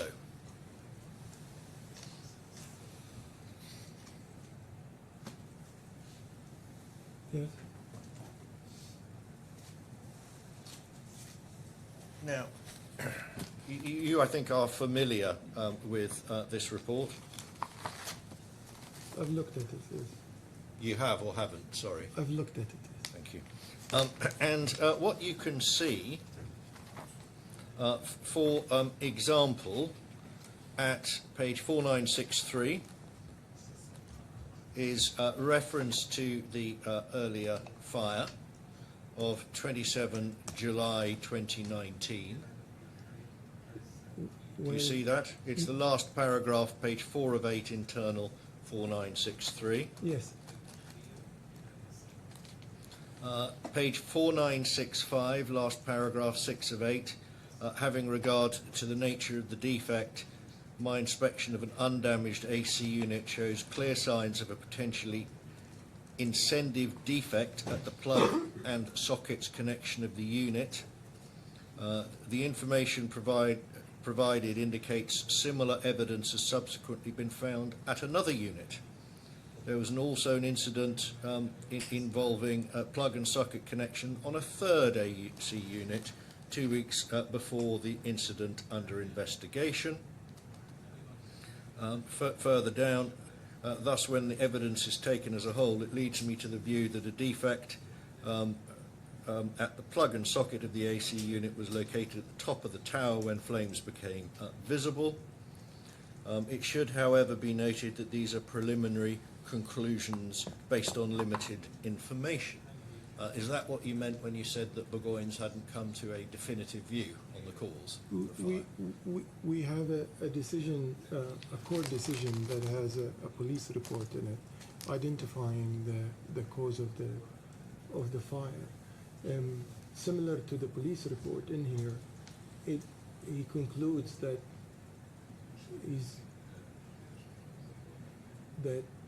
he had limited information to decide it. So it's whatever you are applying to the police report, you would have to apply it here. Well, if you are doubting the conclusion of the police report, it would be the same. But I have a court decision where it specifies the cause. Right, I'm not going to take you through Al-Qut again and the police report again. I've put to you already that the police report didn't come to a conclusion. And there's one difference, isn't there? That police officers are not forensic fire investigators. But no, that's I would disagree with that, sir, because the police report back in Doha, in Qatar, it's prepared by the firefighters, but they are part of the Ministry of Interior. So it comes from the police. The report comes from the police, but it's from the firefighting department that would actually locate the reason of the fire. Now, the court, whilst the report indicated that they weren't able to conclude exclusively, or whatever they've indicated, the paragraph you quoted, once the court accepts that and issue a decision based on it, and the decision, as far as I understand, was not appealed and it's final, it's a established fact that cannot be disputed, at least within the system in Qatar. I'd suggest that that is completely wrong, Mr. Al-Ansari, for all of the reasons I put to you earlier. Principally, the court did not make a finding based on the police report. It said that it made its finding on the absence of proof of force majeure. But I'm not going to go through that again. The point I wanted to make on the Burgoyne report is this. Now, of course, this is preliminary, the conclusion, But what we can see from page 4966 is that Burgoyne were asking for all sorts of further information, weren't they? They are saying they had limited information there. Which information, of course, would have been available, a lot of it, to one of the co-assureds, Qatar Petroleum, wouldn't it? Sorry, can you say that again? Which information would have been available, a lot of it, to Qatar Petroleum, one of the co-assureds, wouldn't it? I have no idea what information they would have. Have you seen the report commissioned by Qatar Petroleum? I think I asked you this before, to which reference was made in the Al-Qut judgment. I'll show it to you. If it's the same, I know. So it is page 5434.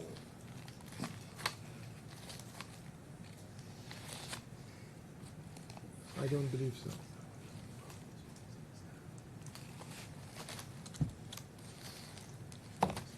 Do you see a detailed report there? Yeah, I see. This is the report that was referred to in the judgment that you place such reliance on, the Al-Qut decision. Yes. It was commissioned, you can see from the first page, by Qatar Petroleum Yes. into the cause of the fire. My apologies, but the court did not rely on the. I haven't seen this report, but did not rely on the court relied on a police report put forward to them. It also referred earlier in the judgment, and I have taken you to it, so I am not going to we have to finish sometime, Mr. Al-Ansari. We have discussed the Al-Qut judgment at length, and it refers expressly to an investigative report carried out on behalf of Qatar Energy, which suggested that the fault started in air conditioning units. It then goes on to discuss the police report. In any event, have you seen this document? No, I don't believe so. No. This is what the court was referring to, one presumes, from the Al-Qut judgment. For example, one can see at 5438 a review of CCTV footage, site appraisal, drone footage, witness interviews, factual information from Qatar Petroleum, a visual inspection. You see a section 5 talking about the origin of the fire, 5.11. Can I make a comment? Just to. Well, can I finish summarising sorry. the report to you first, and then you can make a comment? 5450, the likely origin of the fire to be at the back of the AC unit. Cause of the fire, 5455, which discusses the incident of the 27th of July, the first fire.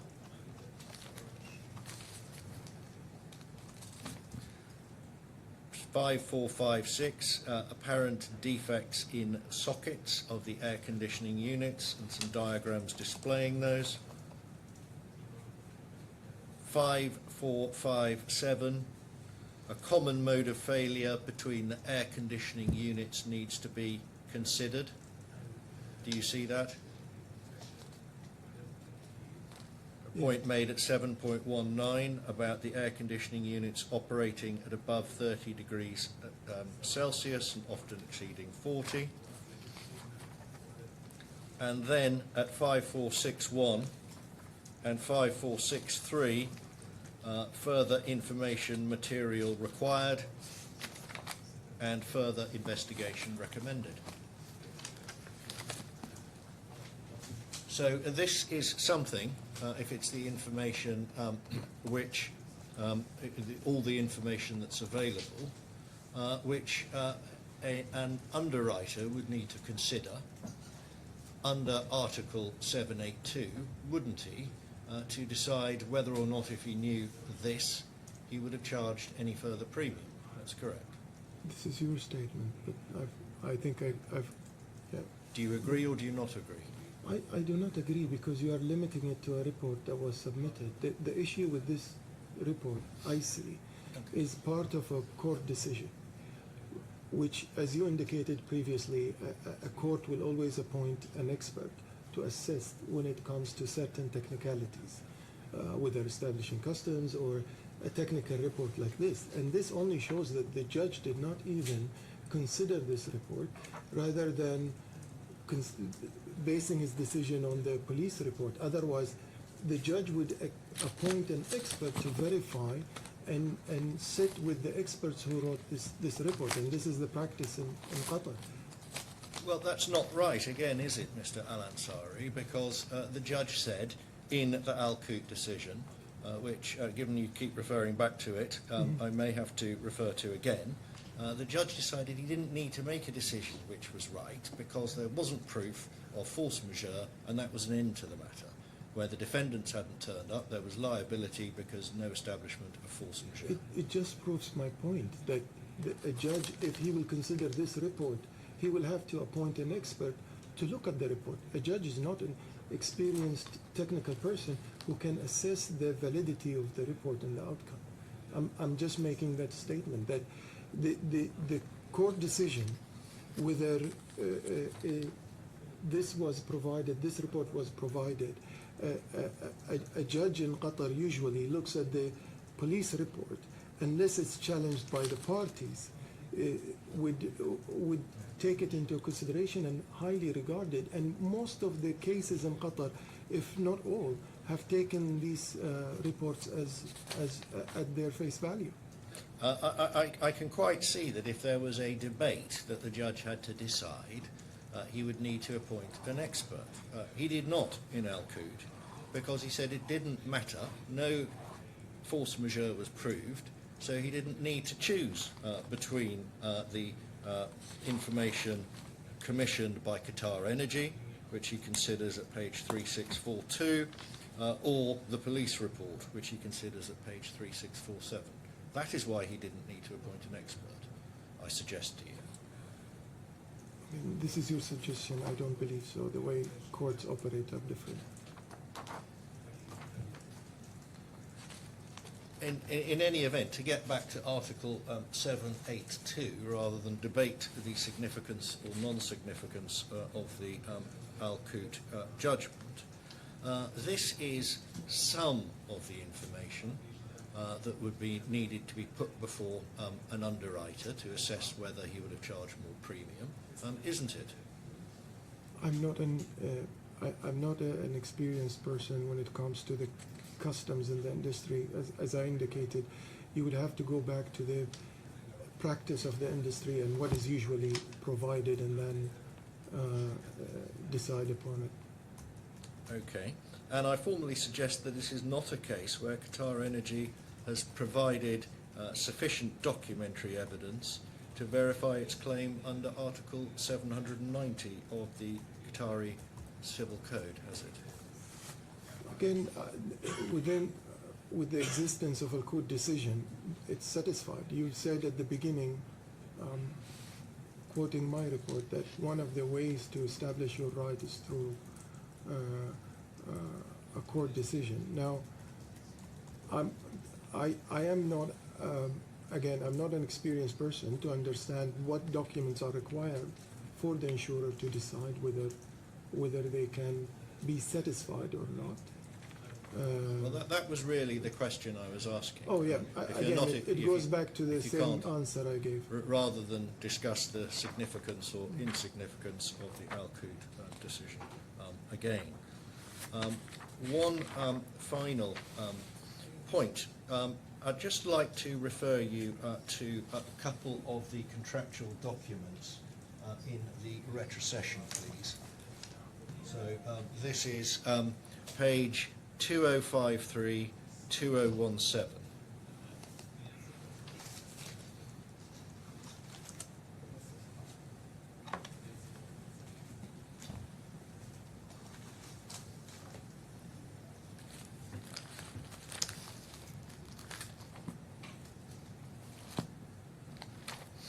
Now, this is the Liberty contract of retrocession.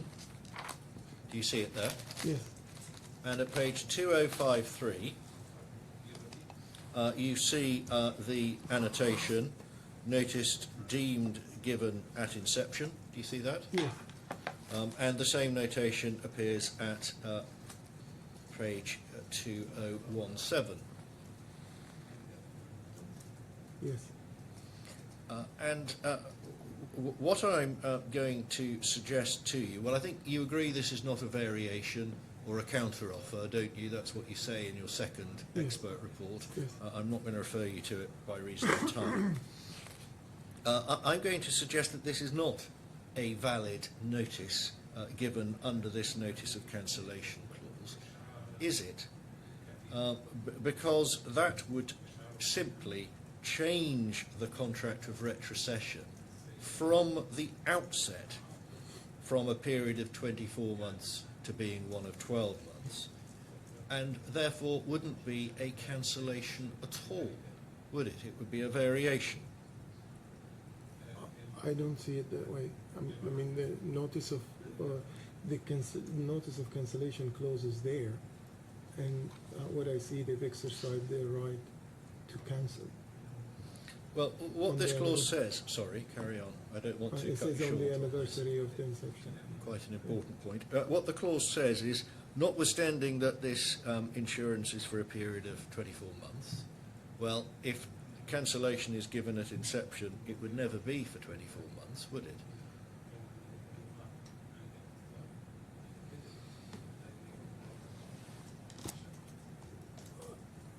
I'm not sure what.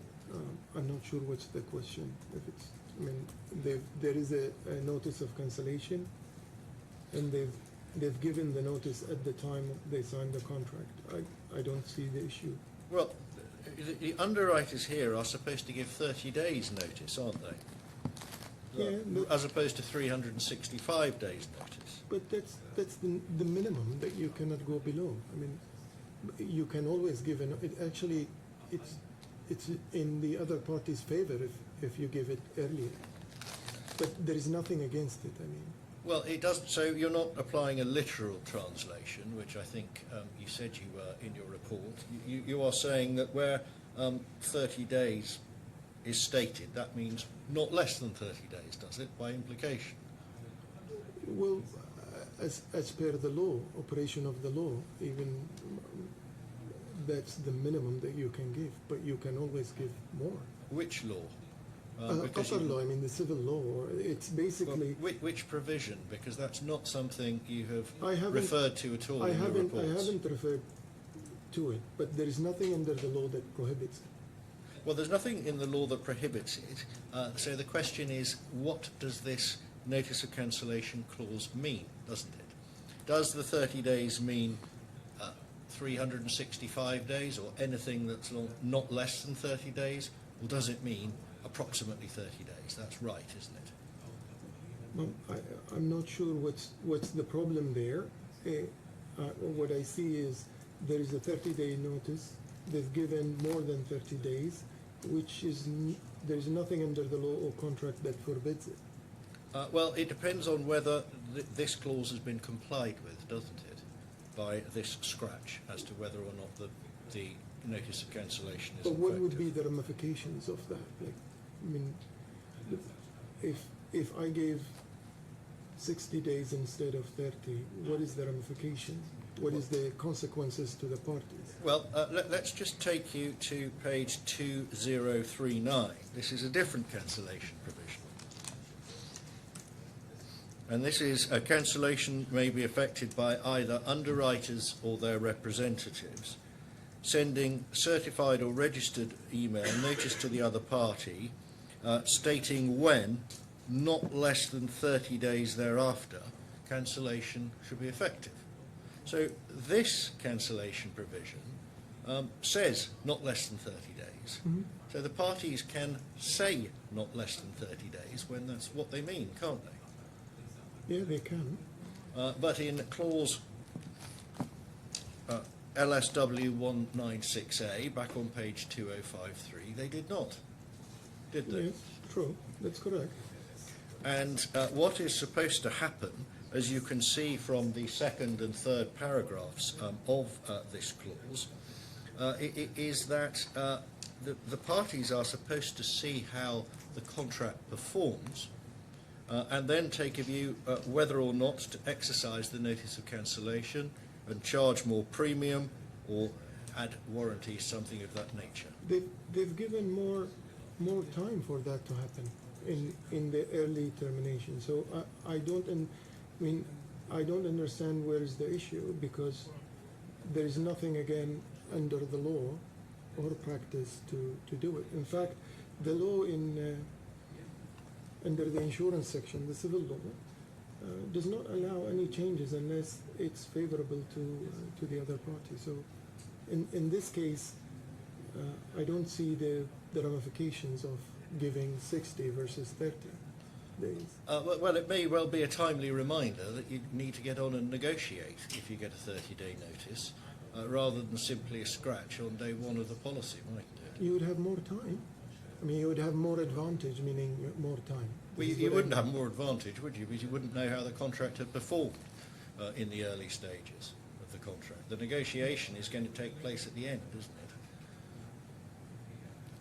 I have no idea. Negotiations can happen before, earlier, or... I suggest to you that this is not a valid means of invoking cancellation under clause LSW 196A. I disagree with that.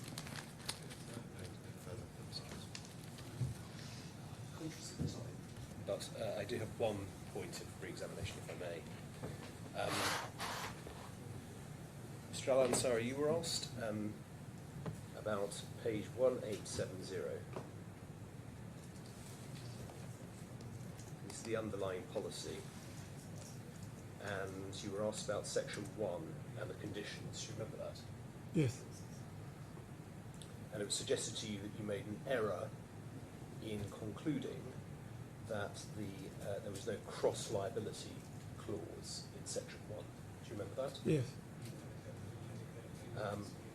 Do you see the first bullet point under section 1? Yes. Reference there to LSW 169. Yes. We go to page 1873. Do you see the clauses there? The ship, sorry, yes, the ship repair clauses there. Yes. 169A. Do you see that? Yes. And then if you go to page if you flick through those pages of the wording, and you get to the end, towards the end, page 1880, just before you get onto the next wording, so the next wording starts LSW 244. Do you see where the next wording starts? Excess liability claims made policy, Yes. LSW 244. Do you see that? Yes. Yes. So that's where the new wording starts. Do you see that the wording's above that? Yes. Now, is there anything in those wordings that makes you reconsider your answers to Mr. Blackwood about whether you made an error, about whether cross-liability clause was incorporated Sorry, into section I didn't 1? hear the question.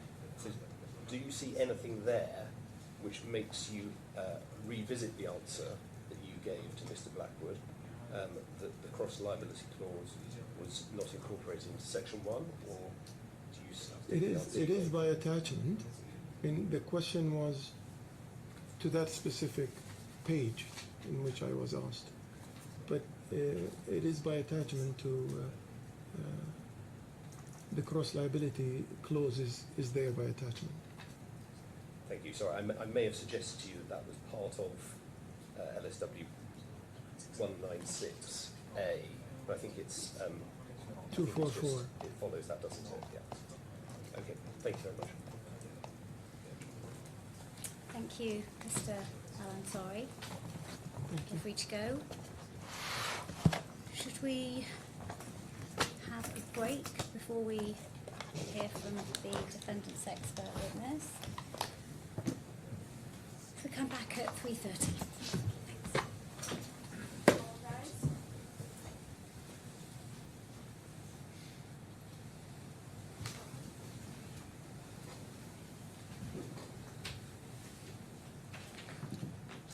I was going to call Mr. Mahanadi, if now is convenient.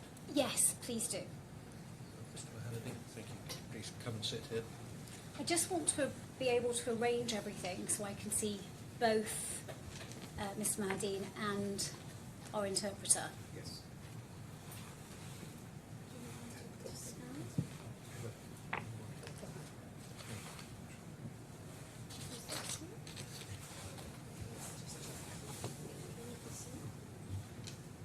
Yes, I can see. Can I just confirm if you are swearing on oath? No. Yes. Thank you. Can you please just hold the Can you just hold it? 1 second. Can you please confirm your name and your occupation? الاسم الوظيفي. اسمي محمد المهندي محامي بالتمييز في قطر. Please repeat after me. I swear by I swear by تقولها نفسها. I swear by. Your Honor, would Do you want like it to be translated? Yeah, أنا to say أقسم. in Arabic? إيه، أنا أقسم أنا أقسم By the Almighty God بالله العلي بالله العلي العظيم that I will say nothing أنني لن أقول سوى أنني لن أقول سوى but the truth. الحقيقة. الحق. Thank you. I will now proceed to swear in the interpreter. Okay. If you could also please hold the book of your بسم voice. الله الرحمن الرحيم. Yeah. Thank you. So please repeat after me. I affirm I affirm that I will interpret that I will interpret the evidence the evidence to the best of my knowledge. to the best of my knowledge. Sorry, what's the interpreter's name in case we need to address you? My name is Yaman. Yaman. Yes. Mr. Yaman. I need my spectacles.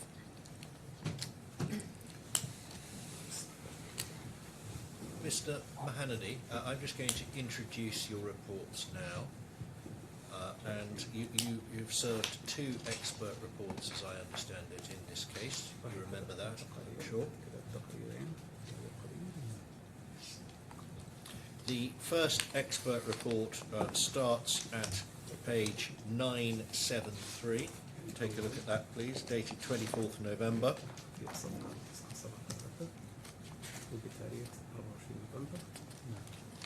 Yes. Your signature in English is at page 1003. You should see that, dated 24th November as well. Do you see that? Then, oh, sorry, your microphone is off. I think that Do you want us to speak up? yeah, you need Yes, to I speak I up. think You it's need to on. translate. Oh, sorry. The transcriber is saying that the microphone is on. Can the Can you hear now? transcriber hear us? It's on, but I think it's just a bit Too far away. Okay. We probably need to move it nearer Mr. Yaman. Yes. Okay. I'll try to speak up. Thank you. Thank you. I've taken you to your signature of 24th of November. If you turn on in the bundle page 1004, please, you should see the Arabic version of your first expert report. Do you see that? العربية من تقرير العربي. نعم. No. Yes.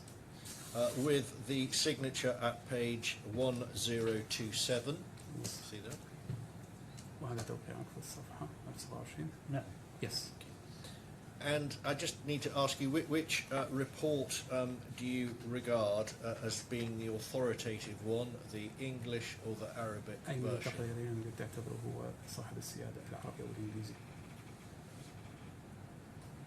طبعاً سؤال أنا أعتبر التقرير العربي المترجم بالنسبة لي، وأنا طلعت على التقرير الإنجليزي من خلال ترجمة مساعدة. So I would think that the Arabic version would be the authoritative for me. I have looked at the English version and I confirm it. Thank you. And is this report true to the best of your professional experience and knowledge? هذا التقرير تعتبره اللي هو حقيقة واقعة بحسب خبرتك؟ صحيح. Yes. And you've also served a second expert report in this matter. أيضا في تقرير ثاني. You should see the English version beginning at page 1234. بالنسبة للإنجليزية منه This is a report dated 23rd of December. 34 في 23 ديسمبر. التقرير التكميلي. هذا تكميل. This is completing the first one. I beg your pardon? This is completing the other one, you're saying? This, as I understand it, your supplementary expert report, this is your second expert report, Yes. isn't it, Yes. Mr. Mohanady? You will see it's dated 23rd December 2025. متارخ 23/7/25. You will see your signature to the English version at page 1255. بالصفحة 255 توقيعك بالنسخة الإنجليزية. Yes. Then the Arabic version starts at page 1257. Do you see that? النسخة العربية بعدها فورا. شوفها. Yes. And your signature to the Arabic version is at page 1278. Do you see that? وتوقيعك في الصفحة 1278. صحيح. Yes. And I assume, as with your first expert report, the Arabic version is the authoritative version of this second report as well. Is that correct? نفس الشيء النسخة العربية هي النسخة التي تعتمد هي. صحيح وكذلك اللغة الإنجليزية لحكم اطلاع عليها كامل. Yes, the Arabic version and also the English version. I have looked at it and I accept it. And is this supplementary second expert report also true to the best of your professional knowledge and experience? أيضا بالنسبة للتقرير التكميلي هذا أيضا تعتبره أيضا جميع المعلومات الحقيقية الصحيحة. Yes. Mr. Walsh will ask you some questions on behalf of Qatar General. طيب سيد وش راح يبدأ بالاستجابة حاليا أو طرح أسئلة؟ I ought to also just refer you to the joint memorandum. أيضا في عندنا مذكرة مشتركة.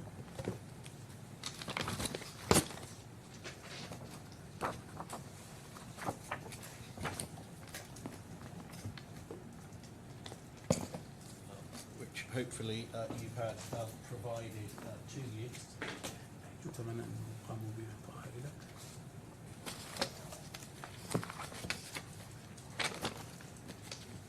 Do you have that in front of you? موجودة أمامك؟ Yes.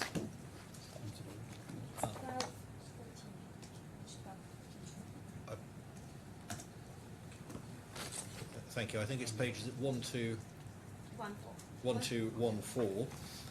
Is that a joint memorandum which reflects the contents of your meeting with Mr. Al-Ansari? هذه هي المذكرة المشتركة اللي تذكر أيضا الاجتماعات مع السيد الأنصاري. صحيح. Yes. And a correct representation of the points of agreement and disagreement ونقاط in that الاتفاق meeting. والاختلاف في ذلك اللقاء. صحيح. Yes. Mr. Walsh will have some questions for you. مستر وش حيبدأ معنا بالطرح الأسئلة. Good afternoon, Mr. Al-Hamdi. You obtained your Bachelor of Law degree from the Dubai Police Academy in 2009. شهادة Is that جزائية right? 2009 كانت من صحيح. الشرطة. صحيح. Yes. Looking at their website, it says that the course targets, and I quote, employees in the police, military and legal institutions أيضا الاختصاص تبعك هو في القانون الشرطي. in the country to enable them to obtain a Bachelor of Laws degree, تعمل أيضا في الشرطة which وفي helps them to advance in their في career المؤسسات paths القانونية. and to rehabilitate them scientifically and practically, The problem I cannot hear you clearly. Sorry. which helps them to advance their career paths لمساعدتهم على العمل. and to rehabilitate them scientifically and practically. تأهيلهم عمليا ومهنيا. Were you in the police or military at the time you enrolled in the Dubai Police Academy for your LLB? هل أنت كنت في الشرطة أو في الجيش عندما قدمت على شرطة أو أكاديمية شرطة دبي؟ على أساس ما يلتبس الأمر أنا كنت مرشح ضابط في أكاديمية شرطة دبي. To make things clear, I was a nominated officer in Dubai Police. تخرجت في 2009. Graduated in 2009. حصلت على ليسانس حقوق. I got my law degree. ومارست العمل. And I started my work. إلى سنة 2017 كضابط قانوني. Until 2017 as a law officer. وبعدها أصبحت محامي. Then after that, I went to become a lawyer, وقفت عن العمل في الشرطة. and I فالآن- stopped working in the police. فالآن أنا محامي بدرجة التمييز في قطر. Right now, I'm a cassation lawyer in Qatar. But at the time you enrolled on your LLB, you were a police officer in Dubai, were you? لما كنت أنت قدمت في أكاديمية دبي LLB كنت أنت شرطي في تلك الفترة؟ في الماستر. The LLB, do you mean the master's degree? The bachelor's degree. طيب. The bachelor's. أنا في شرطة قطر، Mhm. مبعوث إلى أكاديمية شرطة دبي من دولة قطر لدراسة ليسانس الحقوق والتخرج منها. فتخرجت من أكاديمية شرطة ورجعت للعمل إلى دولتي. So he is being sent from Qatar police to Dubai to study his degree. He completed his degree and he went back to his work in Qatar. Thank you. Now, looking at the curriculum for the LLB at the Dubai Police Academy, في منهج الأكاديمية I could not see any reference to Qatar law on the syllabus. لم أجد أي مرجعيات تتحدث عن القانون القطري. I assume that you did not study Qatar law at the Dubai Police Academy. أفترض أنك أنت ما درست القانون القطري في أكاديمية دبي. دراسة القانون في نظام السيفل لو لا يمنع من الدراسة في أي دولة كانت تخضع لنفس النظام ونفس منهجية الدراسة. فنحن نخضع جميعا لمنهجية واحدة. So saying that studying the law does not stop us from studying outside of our country because it's the same system and there is no differences. وأنا حاصل على درجة الماجستير في القانون الخاص من جامعة قطر.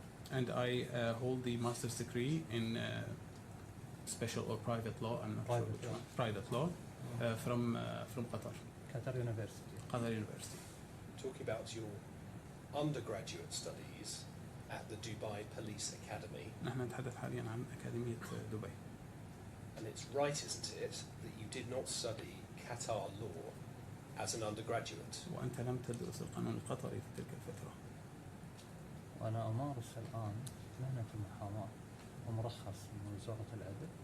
I am a practicing lawyer and I am approved from the Ministry of Justice وفقا للقوانين according to the applicable laws التي تصرح لي للعمل في That- القانون الوطني.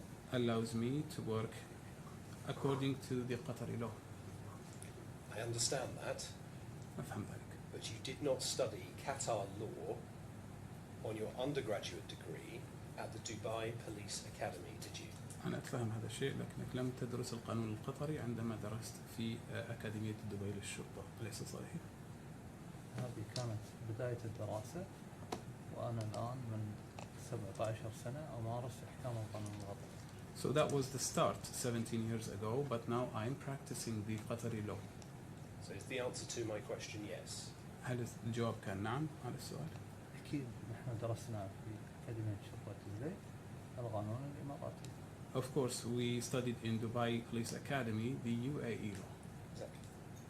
And in fact, your LLB was in law and police sciences, wasn't it? الدراسة كانت في علوم القانون العلوم الشرطية والقانونية. نحن نحصل على ليسانس حقوق فهي بكالوريوس قانون. So it's called a bachelor's degree in law. This is what we studied. And after you graduate from the police academy, بعد تخرجك من الأكاديمية الشرطية you worked between 2009 and 2017 وعملت بين 2009 و 2017 as the head of the legal consultation department رئيس الإدارة أو قسم الاستشارات for personnel affairs within the internal security forces. لعلاقات الموظفين ضمن القوى الأمنية. Yes. And this is back in Qatar. وهذا كان في قطر. صحيح. Yes. And the work of the internal security force in Qatar والعمل is في القوى الأمنية focused الخاصة. والعمل في القوى الأمنية الخاصة مكان الداخلية. is focused upon matters such as terrorism, يركز على أمور مثل الإرهاب الإرهاب drug smuggling, أو تهريب المخدرات and similar وغيرها. offences. وغيرها من المخالفات المشابهة أو الجرائم المشابهة. That's right, isn't it? هل هذا صحيح؟ نحن طبعا يعني بتحديد نطاق أعمالي نحن نعمل وفقا لقانون الموارد البشرية لتنظيم So to set the scope, we are working under the human resources law, the civil law, and شو القانون الثالث؟ قانون مناقصات المزايدات. قانون مناقصات المزايدات اللي هي مشتريات حكومية وكذا. The law of like purchase procurements and sales, the government procurements and sales. نحن نعمل في مجموعة من القوانين الحاكمة. So we work under multiple laws. And in terms of the work that you did, بما يتعلق بالعمل اللي أنت قمت فيه. was your role focused on human resources, هل كان يركز على الموارد البشرية؟ civil law and procurement? مدني والمشتريات. أساسها القانون المدني. The basis is the civil law. وما يتشعب منه قوانين فرعية. And also it goes to like for other laws as well we work under. And then you head off to Paris in 2017. بعدها انتقلت لباريس في 2017. أخذت كورس يعني. I took a course In Paris. في باريس. Yes. Were you living in Paris? كنت أعيش في باريس. كورس. No, just one course. مدة أسابيع. For like weeks. And it was a certificate from the School of Advanced Studies in Applied Law. وكان هو شهادة من الجامعة المتقدمة للقوانين التطبيقية أو المدرسة المتقدمة للقوانين التطبيقية. اللي هي Head of the School. الكورس كان عندنا من خلال التعاقد معنا. أخذنا كورس في مواد يعني متخصصة. اسم المدرسة هو مثلا Advanced School in Applied Law. إيه. Yes, this is a course that we did it in that school.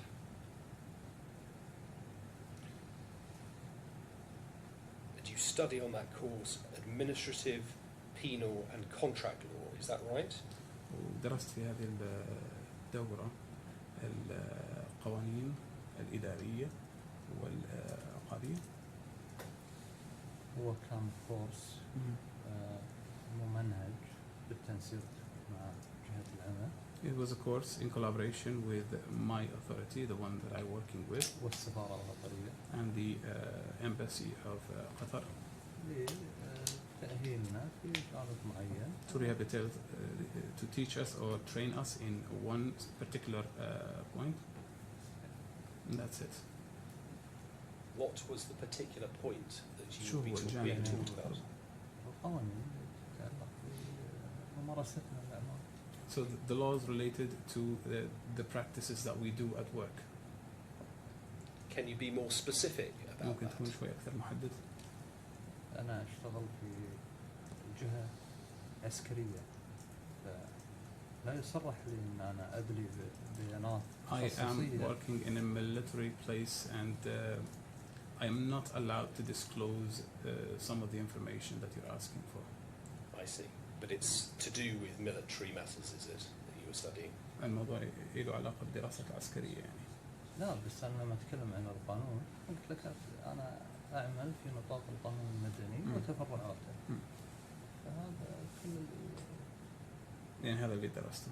اللي درسته في نطاق عملي. He's saying that in the scope of my work, whatever the laws that are applied at our work, like what we said, the civil law and other laws, we did courses in that field. But this is a course in France, in Paris. هذا الكورس كان في فرنسا في باريس. أوكي إيش يعني الرابط في العلاقة الآن؟ So what's the connection? So you're not going to be studying Qatar law in Paris, are أكيد you? ما راح تدرس القانون القطري في باريس. هناك قانون مقارن. There is a comparative law. وهي زيادة معرفة. And it's هل في also to مانع؟ increase your knowledge. ولا هل في مانع؟ Is there anything to stop us from doing that? Well, I'm asking what you were studying in Paris. أنا Okay, فقط عم and بسألك your شو كنت answer first تدرس في باريس. was that you couldn't tell me because you're involved in military matters. فيما يتعلق بعمل So- القانون المدني وتفرعاته. Things related to my work in the civil law and its connections. Is it civil law or is it military matters that you were studying in هل كانت Paris? هي أمور مدنية أم عسكرية اللي درستها هناك؟ مدنية. Civil matters. So it has nothing to do with the military. إذا ما لها علاقة أبدا بالأمور العسكرية هذه الزيارة. No.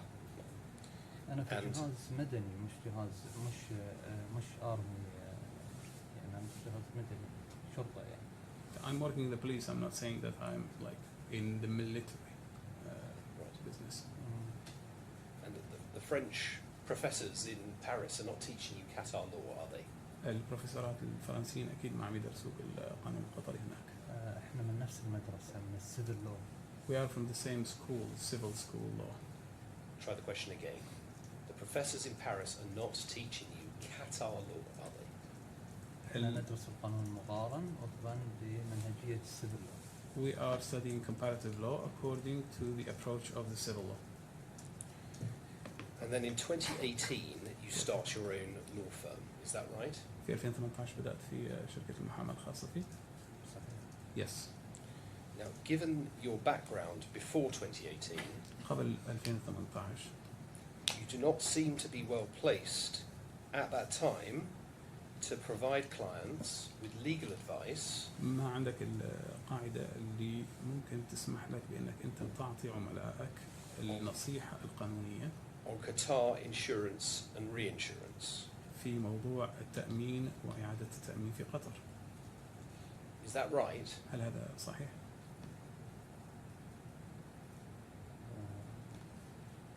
لا أنا باحث قانون أستطيع يعني. I am a researcher in the law. I can research. I can provide. But you hadn't, by the time you started your own firm, في الوقت اللي أنت بدأت فيه شركة المحاماة you'd never actually studied Qatar law, had you? لم تكن قد درست القانون القطري. هل قمت بذلك؟ هي عندنا في القانون القطري المواد الانشورنس موجودة في القانون المدني يعني أظن القانون المدني. So the insurance articles that are in the Qatari law do exist in the civil law. That's why I am exposed to it. By the time you started your own firm, you hadn't actually studied Qatar law specifically, had you? بالوقت اللي أنت بدأت فيه شركة المحاماة لم تكن بعد قرأت أو درست القانون القطري. أليس كذلك؟ أنا أعمل فيه كيف أنا درست أنا أعمل فيه ومن ضمن إطار عملي القانون المدني. I work in this law, so how come I didn't study it? Of course I know it.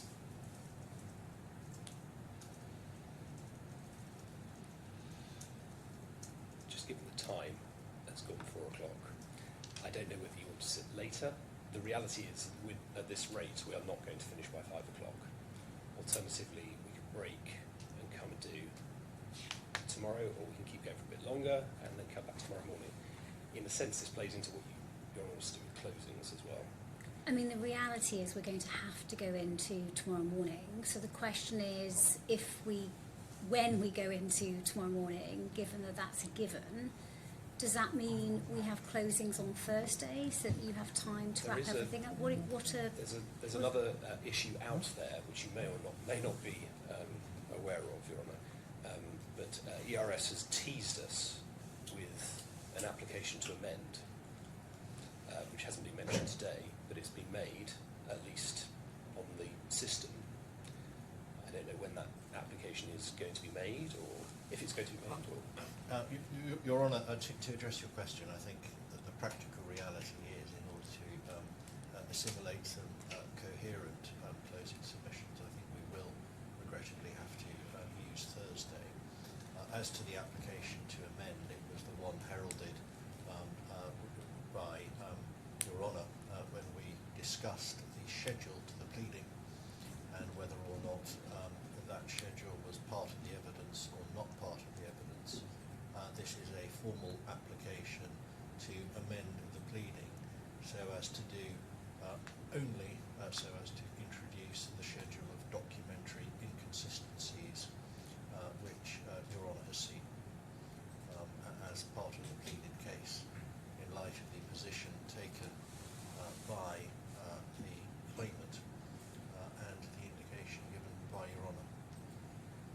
Right, and so is the proposal that we hear this application tomorrow after we finish the evidence? I was going to propose that. Yes, Your Honour. We finish the evidence, we deal with the application, and then my learned friend and I will have a little bit of time to go away and hopefully to prepare something a bit more coherent for Your Honour in terms of closings on the Thursday. That would be my proposal. Right. Mr Walsh, your submissions as to whether that timing We don't works? have any objection. Okay, so in light of that, I'm in your hands. Do you want to sit later today? Do you want to, I mean, I suppose we're not going to use up all of tomorrow in any event. So shall we adjourn for today until tomorrow and see you at 10 o'clock? Mr Mohanadi, you are under oath. Please don't discuss your evidence with anyone. We'll be seeing you back tomorrow to complete your evidence. There's no other housekeeping? We've got a plan for tomorrow. We've got closings on Thursday. Right. Okay, we'll adjourn for today then. Thank you.